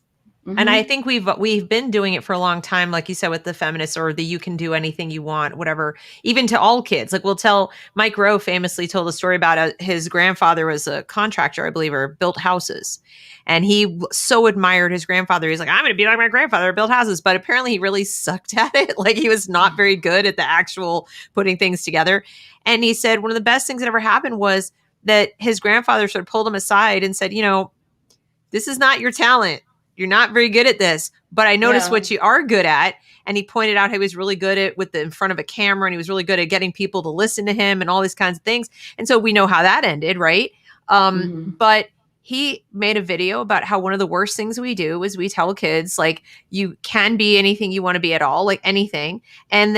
And we make it like they should be, that they should pursue that, which, like their bliss, or you should always be happy and whatever. And that's why now we have, millions of 10-year-olds are like, I want to be a YouTube gamer. You're like, that's just not realistic, kid. And then when you try to be realistic or tell kids the truth, you're almost made out like you're the abusive one. And then the people telling them to just, pursue any dream you want, that they're somehow nicer and kinder. And I don't think there's any kindness there. I don't think it's compassionate. The other thing I think is cruel is we do this weird contradictory thing. We don't talk about progress. We don't talk about all the good things that there are, whether it's with the country and our history, or whether it's just the world. And then we flip it around and we act all Pollyanna, but you can be anything you want and change the world and solve world hunger and do all, and it's like, wait a minute. You said progress hasn't even occurred. And I think some pretty smart people, smarter than that fifth grader there, have been at it for couple hundred years, I think they might have accomplished a couple things. And it's just even the least smart kid eventually is going to go, does not compute. The cognitive dissonance is like going to be painful. And I think it would be much kinder to tell kids the truth. That's why I hate this whole equity thing. You're not everyone's good at everything. And you're not going to have equal outcomes. Nope. And guess what? That's a good thing. Like, tell them explicitly that it's a good thing. It's not a bad thing that you have your talents and gifts and they have their talents and gifts. Yeah. That's what makes a world. And I feel like with what happened to you, that you felt like to be a woman and be a feminist, it was one kind of set of choices. Not the great news is you have all the choices. And one of the viable choices is to be married and to somebody you love and pursue happiness. One of the reasons I call the channel, like, education for life, liberty, and the pursuit of happiness is that people don't ever think about that. Like, one of the purposes of being educated, of having an education, is to pursue your happiness. You're unique. This one little snowflake on the planet. And I don't mean snowflake the bad way. I mean a unique individual person. And the schools are not doing that. It's like, let's see what box we can stick you in with millions of other people who look like you. And we're going to keep you there for 13 years. And we're going to add some more categories that you fit into. We're going to make it super granular so you can't escape. And if you deviate from this crazy little artificial pod that we've stuck you in, you're immoral. Yeah. You're not just out with no friends and whatever. We're going to cancel you. You're a bad person. You're a traitor. And I cannot even imagine the pressure that kids are under right now, psychologically and emotionally, just at school. Yeah. Never mind the skills that they have to learn. Like, I would run screaming from the building. And just hearing your story, we know that as unique as you personally are, some of your life circumstances are not that far removed from other people's reality. There are other people who have abusive parents, they have confusion, they have different things, mental illness. And I think the schools are disregarding the individuality of human beings crossing their threshold. Yeah. For politics, for political purposes. I think so many of them don't realize how important it is to talk about individuality, and also people who want to control others. The idea of liberty and individuality are very dangerous ideas for the interests of people who want to control others. As soon as humans figured that out, as soon as human beings figured out that we could govern ourselves, that was a big problem for any person. And I'm not a conspiracy theorist in the true sense that there's some conference room, in the sky where people are Mr. Burnsing the world, but like, I do believe that if there are people out there that are unhealthy, it's in Beijing, and the conference room is in Beijing. Well, okay, we can, it probably is. I mean, I'm kidding, but I know what you mean. Yeah, I know. I think that crosses my mind quite a lot, actually. But what you're talking about though is, and people don't realize it doesn't have to be coordinated.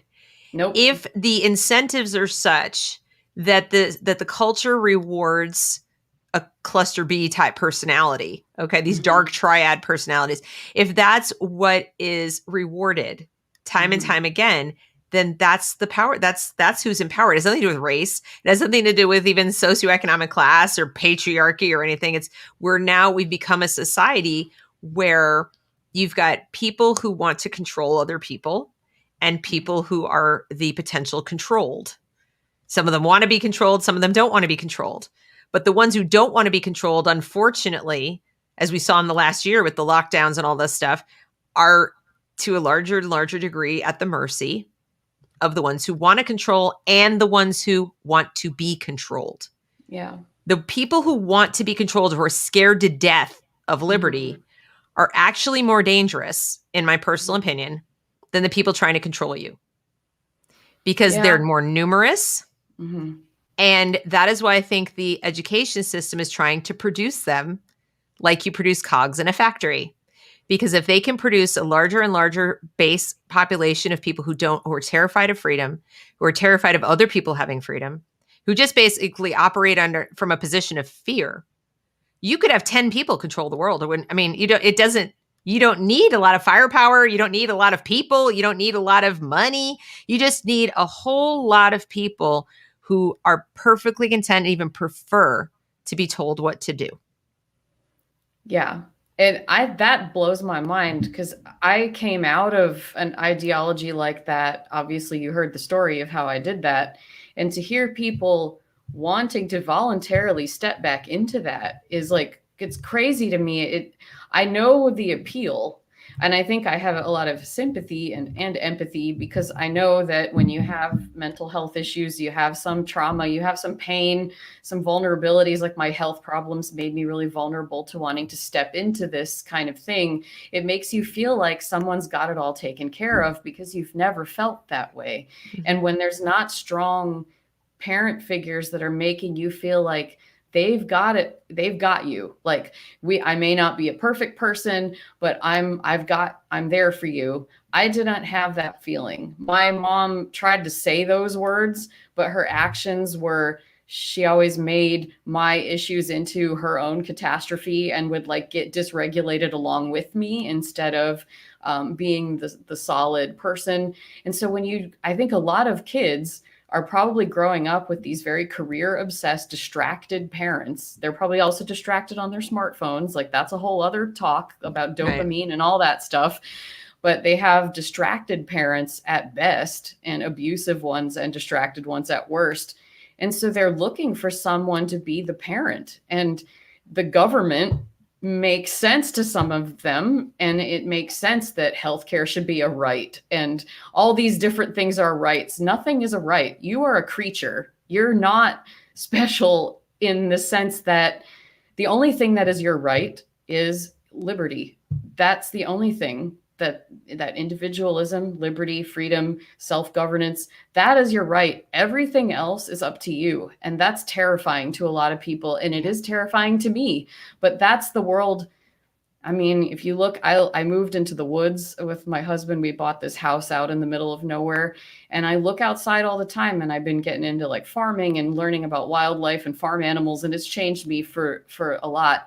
I've thought a lot about like the squirrels and the raccoons and the birds. They don't have healthcare as a right. If one of them is born with one leg, it gets eaten. And we are creatures too, and we forget that. And that's something I think environmentalism maybe can, like you can take some good from it, and that we are connected to the earth in that way. We're all part of the biosphere.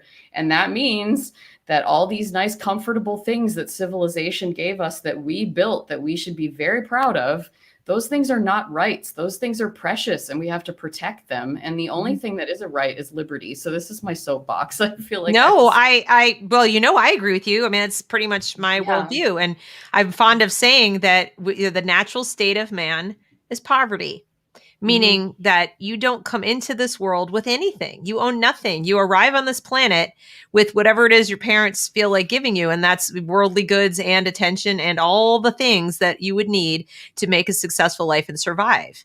You start off dependent, literally. And if you were left there's nothing, that you're going to die.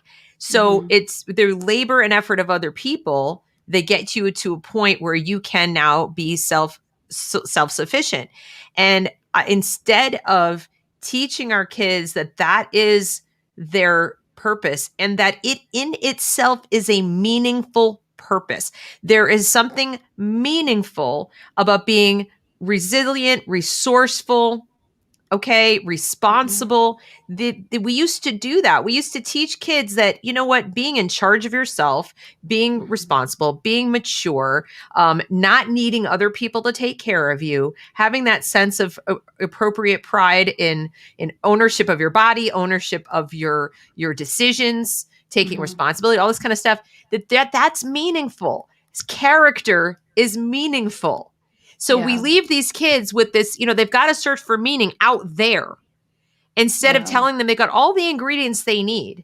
They just have to work on the skills and the behaviors and the habits. Aristotle has said that excellence is a constant behavior. It's like behaviors that you repeat, and that's what excellence is. It's doing it. It's not this one thing I did once and now I go back to.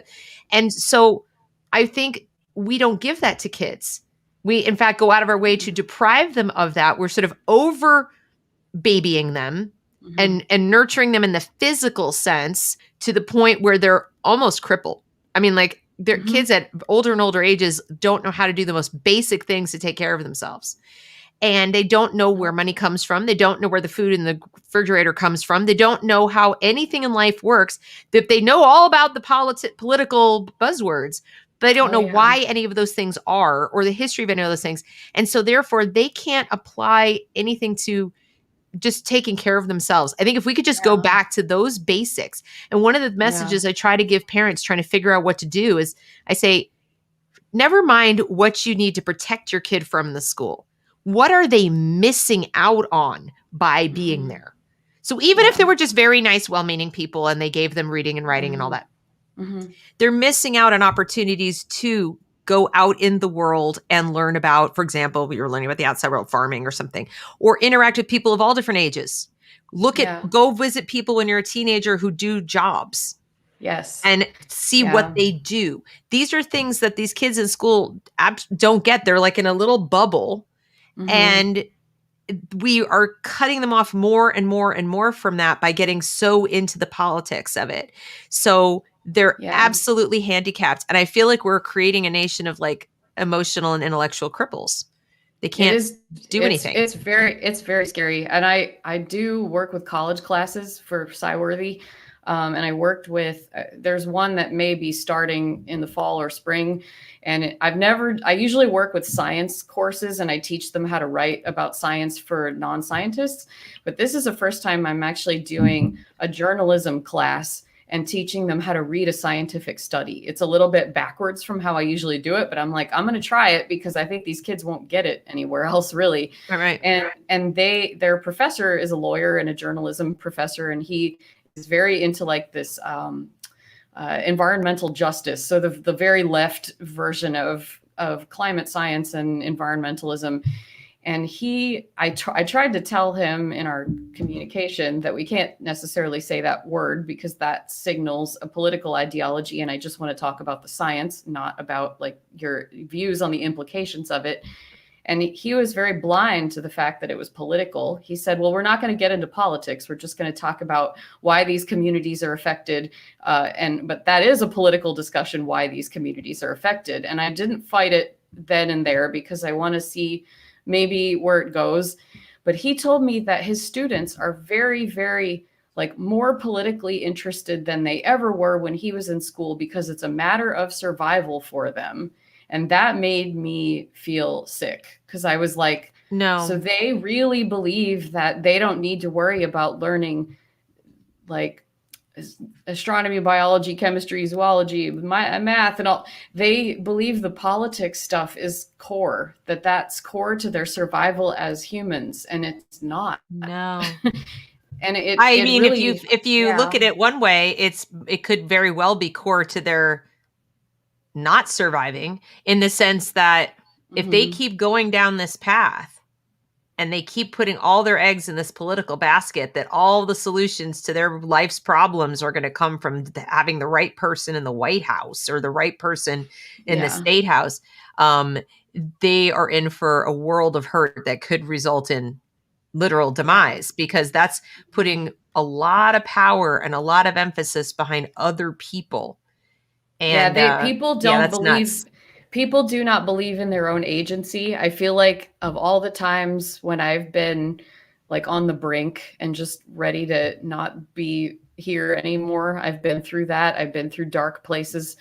And I thought if I had a message to the world, I would say, please believe in your own agency. Don't give this up, because I see this when people talk about solutions to any problem. They focus on the supply side instead of the demand side. So if you want, for example, this is a conversation that happens a lot in academia about the food system. And this is a research interest that I have, is like, how do we make the food system more equitable? Did you know that actually human slavery is still used in a lot of the agriculture, a lot of the food that we eat, like all your fancy superfoods and your sushi, like all those things, those are all made affordable by slave labor. So how do we change that? Well, we might want to stop supporting seafood from Thailand, for example. Don't buy it anymore. Don't buy cashews because there's a lot of human rights abuses involved in the cashew industry. And people will look at me and say, but they made me dependent on their food system, their products. I can't give it up. We have to have the authorities crack down on it. Well, guess what? Human slavery is already illegal. It doesn't work. The demand is still there. And that's one of the things with humans is that I guess when you are born into a world and there's all this stuff here already, you think it was bestowed, but you don't realize that your demand creates the supply. And this is something that I didn't learn in school. I picked this up when I was 35 watching Milton Friedman lectures. Yeah, exactly. This is like, oh, this is it. Because there was something that always bothered me about it, but I couldn't put the vocabulary to it. So now this is kind of my thing, is like trying to convince people that they do have agency. And I went to graduate school with a lot of 20 somethings, and I was 37 when I started. And some of my friends were in their mid 20s and they had this view. And I'm like, you're going to be a scientist. Why don't you believe in this? Like, well, and at the same time that they have agency to decide I'm not going to be part of the demand, they don't get to tell other people what value judgment to make on that. So for example, the new push to like, don't eat beef anymore because it's bad, eat bugs. And you're not going to be able to make everyone give up beef. Okay. So now what I hear people demanding is, like you said, authorities need to crack down on people eating beef. And it's like, so what you want is, in order, you think it's going to help the planet and humankind, one would assume, why else are you saving the planet? For what? For raccoons? So you assume it's going to help to use massive force, massive government coercion against people, and you won't succeed. There will always be people trying to work around. We had prohibition of alcohol and that didn't even work. Okay. Yeah. So now you're talking about, as if there's no negative consequence to the environment. And we know there always is. Whenever there's tyranny, the environment suffers. Every war has had Superfund sites and poison and toxins and all the stuff that happens with war. So you really don't want, you gotta weigh it out. If you haven't gotten enough evidence yet to persuade people to make the same decision that you have, you don't get to, it's not your task or right to crack down other people. Or with cars, for example, or even fossil fuels. There are people who say, like, we need to ban all gas cars, right? They have to all be electric. Yeah. Well, what did California just do this week? They're telling people, don't charge your cars. We don't have enough juice. We don't have enough power. So the people who went out and got the car now have no transportation to get to work or whatever, because they can't plug in the car because they can't meet the demand of electricity. So these kids don't understand that life is a series of trade-offs. Yes. And that you do have agency about what supply you're going to participate and not participate in. But whatever your choices are, if other people are making different choices, you can try to persuade. Don't be a jerk about it. But no, you don't get to say, I want guys with guns to tell them what to do. That's not the same thing as morally changing the supply-demand factor. Okay. In fact, your better way would be to learn science really, really well and figure out a way to make a better sustainable fuel source. Okay. Or go and proselytize for nuclear again, because that really needs some help. I mean, we really could be solving our problems if we would put some more emphasis, but we teach kids that it's like, we've got some of these messages all mixed up. And we're using words like selfish and greedy and all this kind of stuff. And we never ask them to think it through. You know, when you were put on your list, I don't want a career that's selfish. What was your definition of selfish at the time? Yeah, being able to take care of myself and not benefiting anyone else. And that's what I should have actually done when I was 18. I should have said, what's the career path that's going to get me into a job that allows me to support myself financially in whatever lifestyle I decide I want to have. Like, I don't need to have the white picket fence and the 2.2 children, like whatever lifestyle I want to have, whether I want to be like, I mean, I like the life that I have now. Right. I'm very grateful that my husband is better at making money than I am and is able to take care of us. And we live in an area that has a pretty low cost of living. So we're very lucky, very, very, very lucky. I sometimes look around and I say, with all the screw ups that I've made, I don't know who's watching out for me, but I feel like nobody should be this lucky. Right. So I have a lot. And so in that sense, I do try now when I talk about careers to undergraduates, because I do mentor students now. Sometimes I wonder if I should be, but I do in a sense, like try to help them not become me. I want them to find themselves in a real way and find a thing to do that is not idealistic. And if they do happen to become wildly successful, then awesome. But that's not what you want to bank on. You want to bank on the ordinary stuff. Like, Yeah. you know, when I Take taught care of yourself. Yeah. And I taught community college for a couple semesters because I was looking for work and they were desperate. And so that's usually how I get a lot of my jobs, is people are just need someone. And I'm like, I'm willing to put myself through hell to do a good job for almost no pay. That's another thing I'm having to unlearn, is learning how to ask to be compensated for my time, because being an activist and a save the world idealistic kid, you are like, have a feeling inside of you that asking someone to compensate you is wrong. And Right.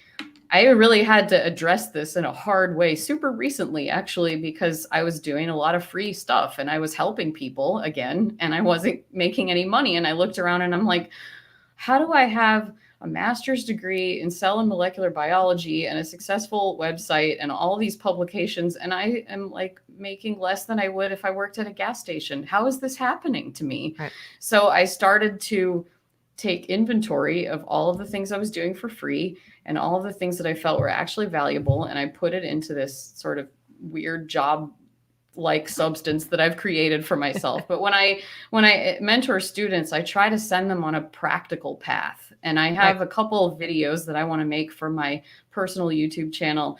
One of them is how to make the most of college if your parents are making you go, because I don't think a lot of people should go to college anymore. It's a bad deal. It used to be a better deal, but a lot longer ago than today.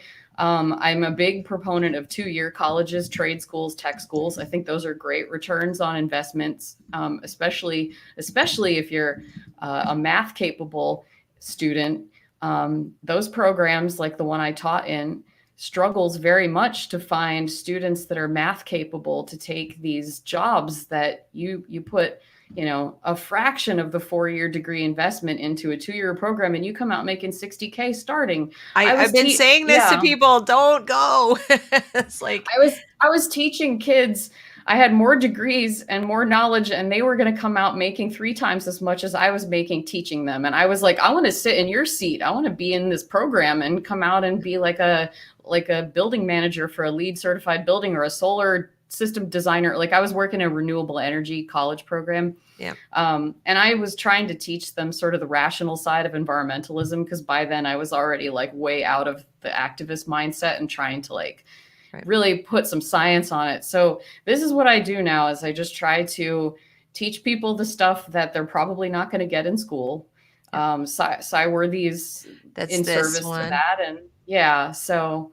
Okay, so this is the YouTube channel for Cyworthy.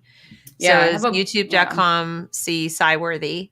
And this is the nonprofit. Yeah, so Cyworthy is a project of a larger nonprofit called Blue Marble Space. So it's an initiative, but all of them are a nonprofit. So this is essentially a nonprofit, and we do unbiased, non-political explanations of scientific studies. So we just summarize one study at a time.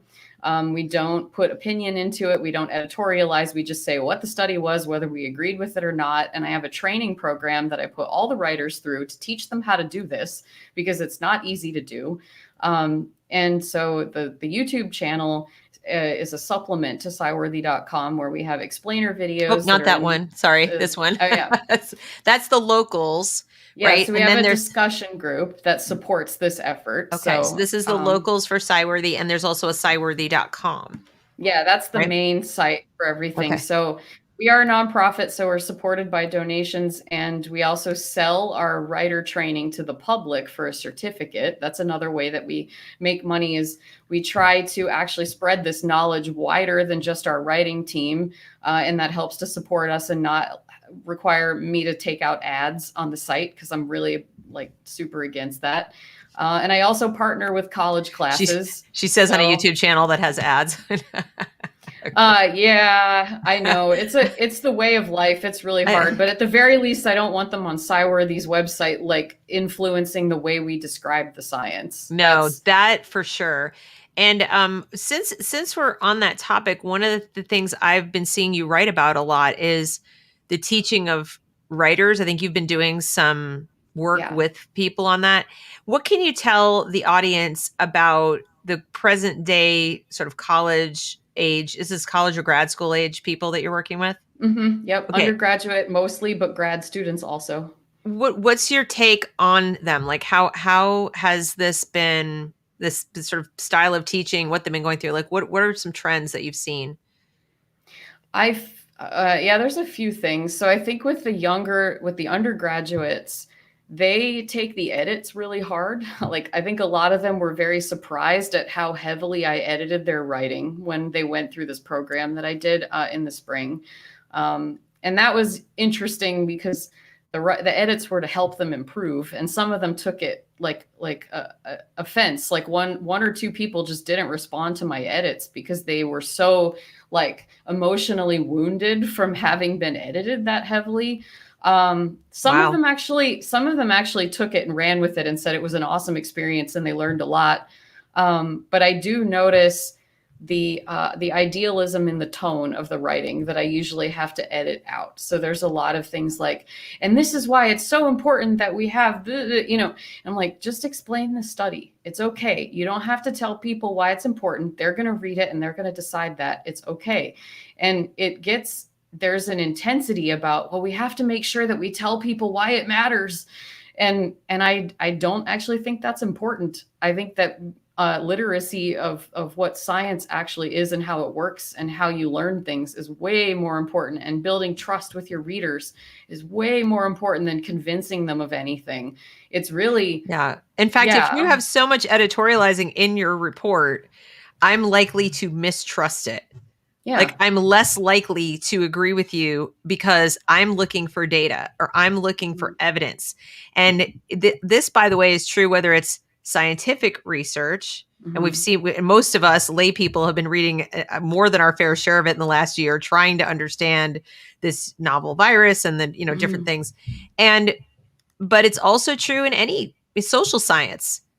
Part of my problem with like critical race theory and all the offshoots of it is, as a teacher, I'm sitting here thinking we're supposed to be doing things that are evidence-based. We're not supposed to change education and bring things into the classroom on the basis of this is really important, guys. It's like that's not how it works.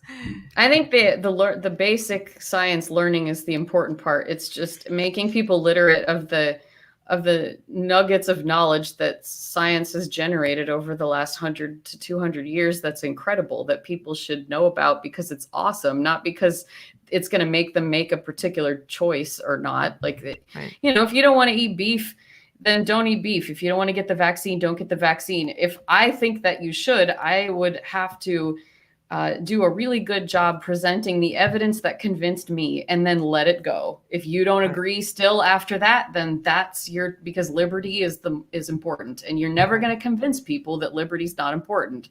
And I have this problem with talking to some scientists too about, well, these people just don't understand. Like, these people are my friends, first of all, so chill. And then the second thing is that you're never going to convince people that liberty doesn't matter. So just cool it with that, and then meet people where they are. Don't debunk, engage. So find out why someone thinks what they think instead of telling them what you think they should think before they even have a chance to tell you about them. That is so important. Yeah. That's part of respect. If you want to talk about being, inclusive and culturally competent and creating a safe environment and all of these terms that they throw around.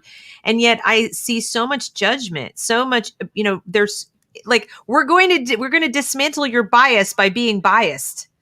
We're like, every single ththing about wokeism is projection. Every single thing. I don't see any curiosity. I don't see any, as Greg and Greg calls it, Greg Lukianoff calls it epistemic humility. I don't see any of this. It's like, we know, and it's the only answer. It's like, it's literally like listening to a revival preacher or something. Like I know all the answers to everything, and it's this. And when it comes to science, and we've seen that even unfortunately from the legit science community, I think in the last year, of where, just trust us because we're science, we're team science. And we don't need to provide anything more than that. Like we're the government sanctioned the science, and go with it.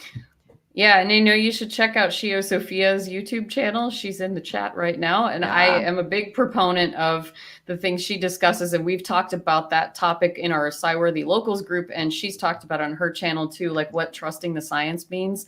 Because I know when I was in naturopath school, I didn't trust science either, and I thought I could reinvent it and do it my own way. And don't you love that? The truth is I had to learn it first before I could decide if it needed to be scrapped and thrown out or where the improvement, and then I got into it and I was massively humbled by how difficult it was.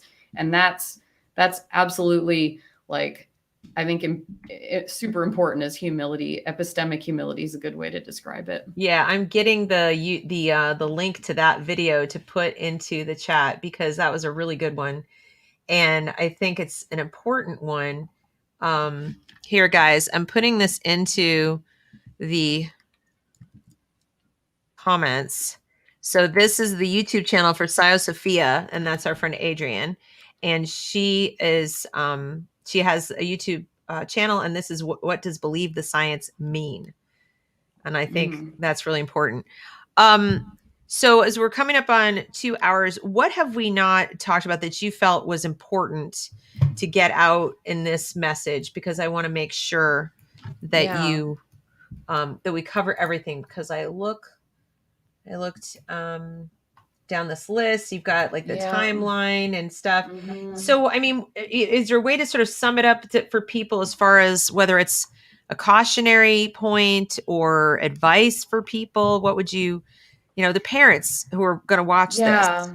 I think my message to the kids, if I were to see if there were high school students watching this, for example, and to the parents, I have a different message, but to the kids, I would say that your big dreams may sound really nice, and the adults around you might be super impressed with your ambition, but the truth is most of us are not going to be influencers and celebrities and leaders and CEOs.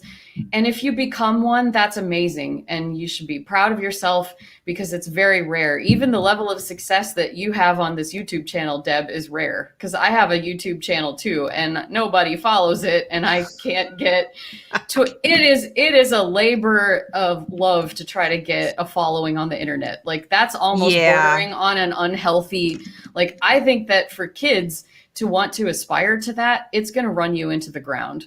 If you happen to have an opportunity and it becomes successful and you love it and you've decided it's healthy for your life, great. But a lot of people like who are really sensitive like myself, that will run you mentally into the ground to try to become famous on the internet. Please don't do it. Just don't do it. I'm very lucky that I started this as a stress reliever because when I've been at this critiquing the schools as long as I've had children, and even before that because I was a teacher. But I got really intense about it when I had to put my kids in the public school against my will.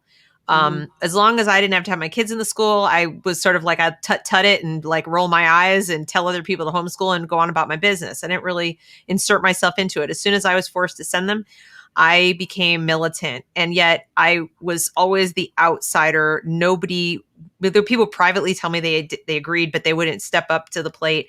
And I kept warning them and warning them and warning them. I was like the emperor's naked, the emperor's naked. Nobody wanted to hear about it.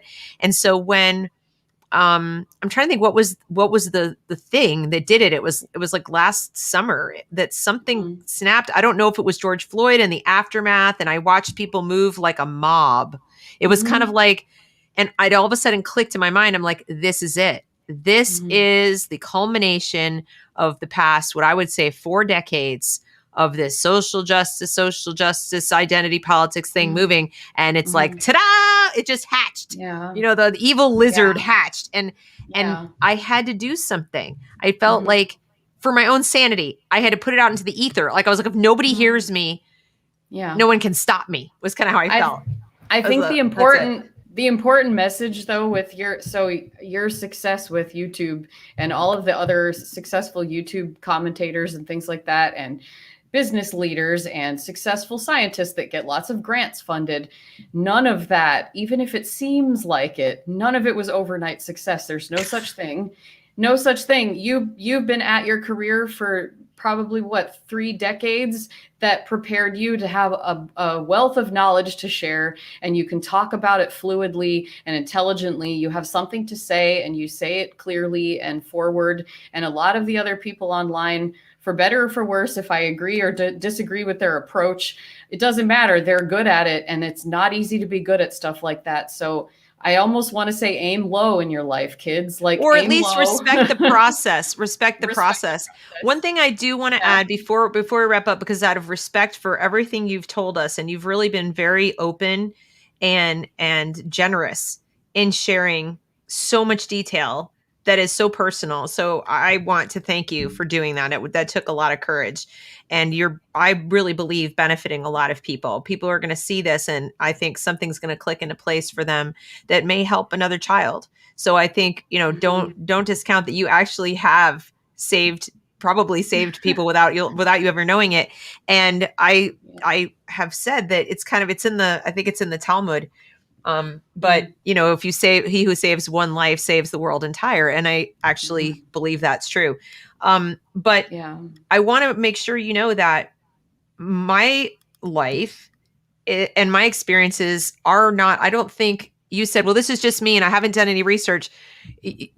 Our experiences are really rather similar, with the exception of I had almost a hyper rational reaction to some of the things that happened to me, but that carries with it its own problems, where you're sort of emotionally cut off and not able to feel your feelings and things.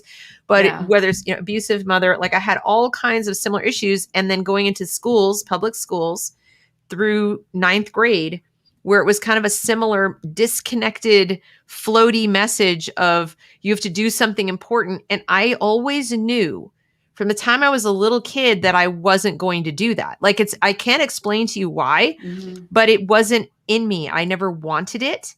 I wasn't the type of person who ever wanted a career. All I ever wanted was to be a mom.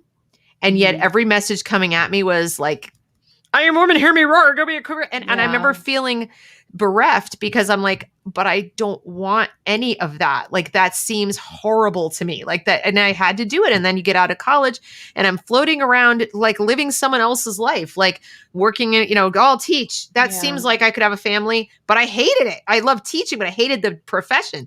So there are all these things that I was like bouncing around, living other people's ideas of what I should do, because there was no one ever taking that time to say, hey, you know what you should do is just, you should do what you should do. Like, take the time to get to know what you like.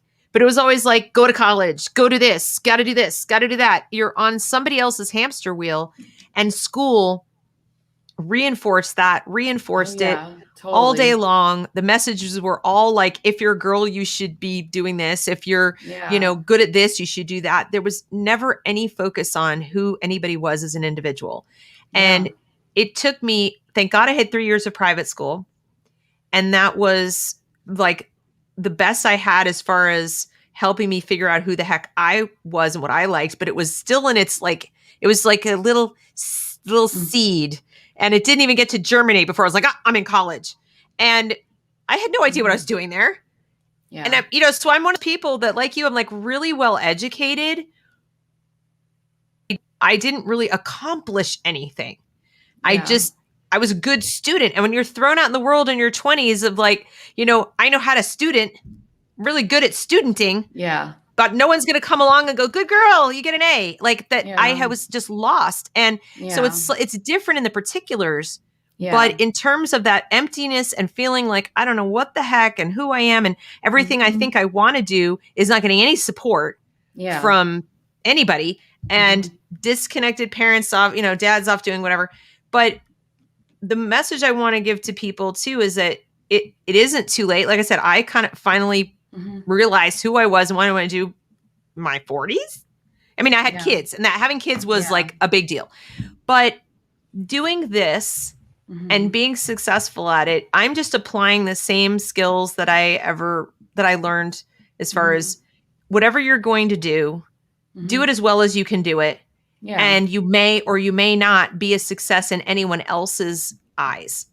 But if you truly love it and you are doing it as well as you possibly can do, and it's fulfilling whatever that need is that you defined, not somebody else, and it's a good need, it's like you're not taking drugs or something, then that's meaningful.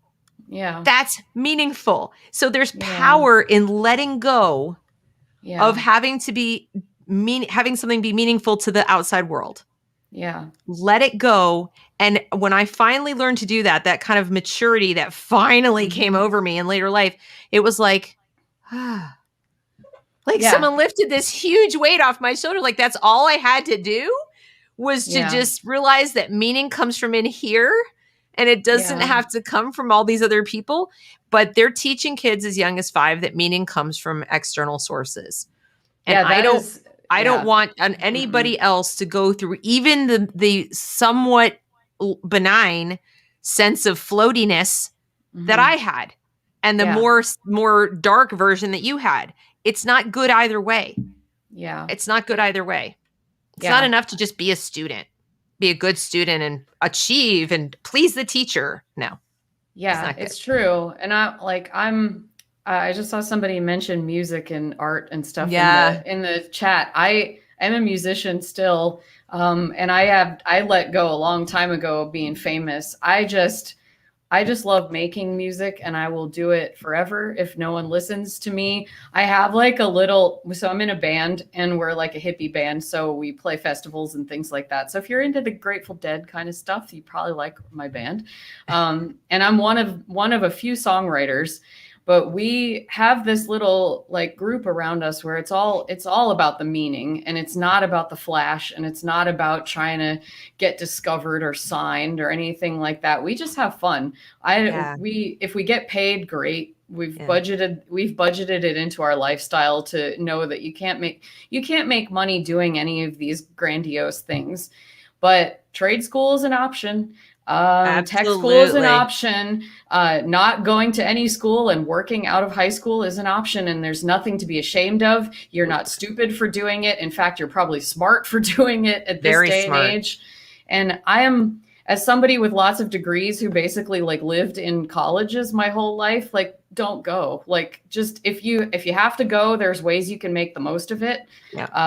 I know that there's things like you and I have talked about with your family life with, I don't know how much I can say on the live stream if you if you have 2 parents who disagree, and the kid is more inclined to listen to one than the other, and then you might have a kid who ends up in college when they maybe shouldn't be there. And don't let the idealism drive the career choices you make. I think you have to take a cold, practical look at the job market and the toolbox of skills that you're getting.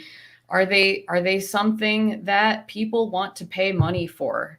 Having thoughts is not one of those things. I feel like somebody needs to create a college counseling service for kids that's staffed by sort of formerly dysfunctional people.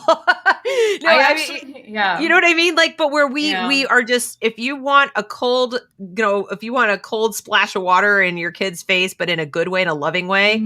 And what I did for my daughter is I said, here's how you think about this. I want you to get a really clear picture of the life you want to lead as an adult. I mean, really be realistic about what that is. Do you want to live in a city or town? Think about your life at 35. Yeah. Yeah. Okay. So no, not for sure. Right now. I wish somebody had said that vision to me. board. Someone actually might have said it to me. Yeah. And then go backwards. Yeah. No, somebody actually in my family go backwards from there. Oh, did we lose connection? Sorry about that. Are we still on? I think yeah, I can hear you. Can you hear me? Okay. Yeah. I thought there was an out of sync moment there. Sorry about that. Yeah. It was kind of weird, but yeah, my it's me. They said it was glitchy. Oh, okay. My aunt actually said to me, you have to pick a career based on the job market. And I was like, that's very cynical. I want to do something meaningful. And I like snapped at her about it. Now I'm looking back and I'm like, sorry, you were right. But I take it a step farther. I go hard real. Like my daughter's always said, I want to be a mom. I want to have kids. I'm like, own that. Don't you dare. Don't you dare downgrade that. And don't you dare say, well, someday, because all the other choices you make from if you go to college or don't go to college, where you go to college, because chances are, let's say you pick a college to go to in a city you're not really that keen to live in. Okay. And it's a state school. Like you could meet somebody and fall head over heels in love with them and they're from there and they don't want to leave. And now you might be living there. So like you have to think about what really makes you happy as far as the kind of place you want to live, the kind of people you like to hang around with, what kind of things do they do for a living or what kind of hobbies do they have? Because your life, your daily life is not going to be made up of just your job. What kind of community do you want to be in? Think of these things. You can't plan it. That's not my point. It's not about planning it. It's getting it clear in your mind, because you can't get somewhere if you don't even figure out like where you want to go. You're not going to plot the right course if you're not really sure. So that needs to be a picture of your life, not a picture of your job. And then you think about things like, okay, she says, I think maybe I'd like to live in a place like maybe Montana or Wyoming or something. She loves the outdoors. She wants to be. I said, okay. Now you think about the type of job markets for places you think you'd like to end up and you want to land. And what is growing, what's strong there, anything that interests you in those areas? Or is there a career that's you can take anywhere, that it doesn't really matter, and come at it like from those couple of angles? But if you don't at least do that, I can't tell you how many people, having grown up in New York City, and then I went to a college that landed people in Boston 9 times out of 10. Yeah. How many people just ended up in fill in the blank city because they picked a job. They're like, I have to be a professional and I got to go to this. And then the profession landed them in one of the major cities. And then there they are at 35 going, why do I live here? Like, seriously, why do I live here? And then they're in a position where like, well, now I can't leave because of pick a reason. Right. And I was that oddball person. I mean, I didn't get married till 36, but I was that oddball person that was leaving a lot. I moved all over the place and it was both good and bad. At least I had the resiliency and the resourcefulness to say, not happy moving. Okay. But I wish I'd put more thought into it younger, earlier, gone to school later, like taken a couple years off. And then maybe I wouldn't have bounced around for 10 years. And, so it's like, it's never too late to kind of figure out who you are. But at the same time, nobody wants to waste a decade doing it. No. So why not when you're 17 or 18 years old? You don't have to go to college right away. Take a year off. Sit and think about who you are, not who they say you are, who you really are. And where do people like you find the most happiness and fulfillment? Literally geographically where? Because place is important. People downgrade that, but it's really important. I can't imagine what it's like right now to be living in some places in this country. I think also kids who are raised with poor modeling for how to regulate themselves and how to know themselves are even at a big disadvantage with being able to make that decision at 18. Because I certainly am not who I was at 18. I guess I could have kind of guessed that I'd end up living in the woods on a sustainable homestead with my husband and our hippie band. I probably could have, someone came back and told me that, I'd be like, yeah, I could see that. But I think at the time I wanted to be like a badass boss lady. And I probably did think I wanted to live in a city, and I definitely don't now. So but I have all the training that if I could work in biotech in Silicon Valley, there are no jobs like that where I live. And that's one of the other reasons I don't work outside my house, because I would have an 1.5-hour commute to like Philly or Baltimore if I wanted to. And I don't want to do that to myself, because that's not good for me. So it's important to know yourself. And unfortunately, a lot of kids don't have the modeling for that. So if you're outsourcing your child's psychosocial development to the school system, please stop doing that. Please don't do that. Yeah, that's a great place to finish it. I love that. If you're outsourcing your child's psychosocial development to the school system, please don't do that. A lot of parents do. So we need to have that not be a problem anymore. So that's why I'm here. And I hope that I'm so thankful that you let me come on here and air Oh, my dirty laundry to the internet. And no. we'll see where it travels. I don't know. It's kind of terrifying that all of this is out there now. But you know what? I have nothing to hide anymore. I think it's a dire situation. So somebody I think needs it, to like I know. said, you gave a lot of people a gift. I hope they see it that way because, not that many people are willing to talk about these topics in this way, in this self-reflective manner. And I think, I hope they get something out of it. And I really have to thank you because, you asked me if you could do this, and it was like I would have asked, but it's a sensitive thing. You're like, hey, could you come on my channel and tell your whole life story? No, So I had like a mental pop last week and I was like, I can't let this be like my dark secret anymore. I have to just let it out because I yeah, think people need to know that this is what you can do. happen to somebody if you raise them to be a little change the world activist and then they're 40 years old and they can't take care of themselves and they have like an emotionally crippling mental health disability that even all of this self-reflection has not been able to totally remove. Like there Right. is a lot of this that I'm stuck with for the rest of my life and I just have to make the best of it. So But don't this do is this to your kids, this please. is very kind of you to do. And so thank you so much. So thank you to everybody who joined us today. And again, for people on the replay, thank you for watching. Please share this because there are parents who need to know there is a long-term impact to these kinds of teaching methods and these as she said, if you're outsourcing your child's psychosocial development to the school, no matter how much they tell you they want to do it. In fact, maybe that's why you should not do it. They want to do it too badly. That's kind of creepy. And remember, they're the government. So thank you so much. I'm gonna just end this, and I'll see you behind the thing. Okay. Okay.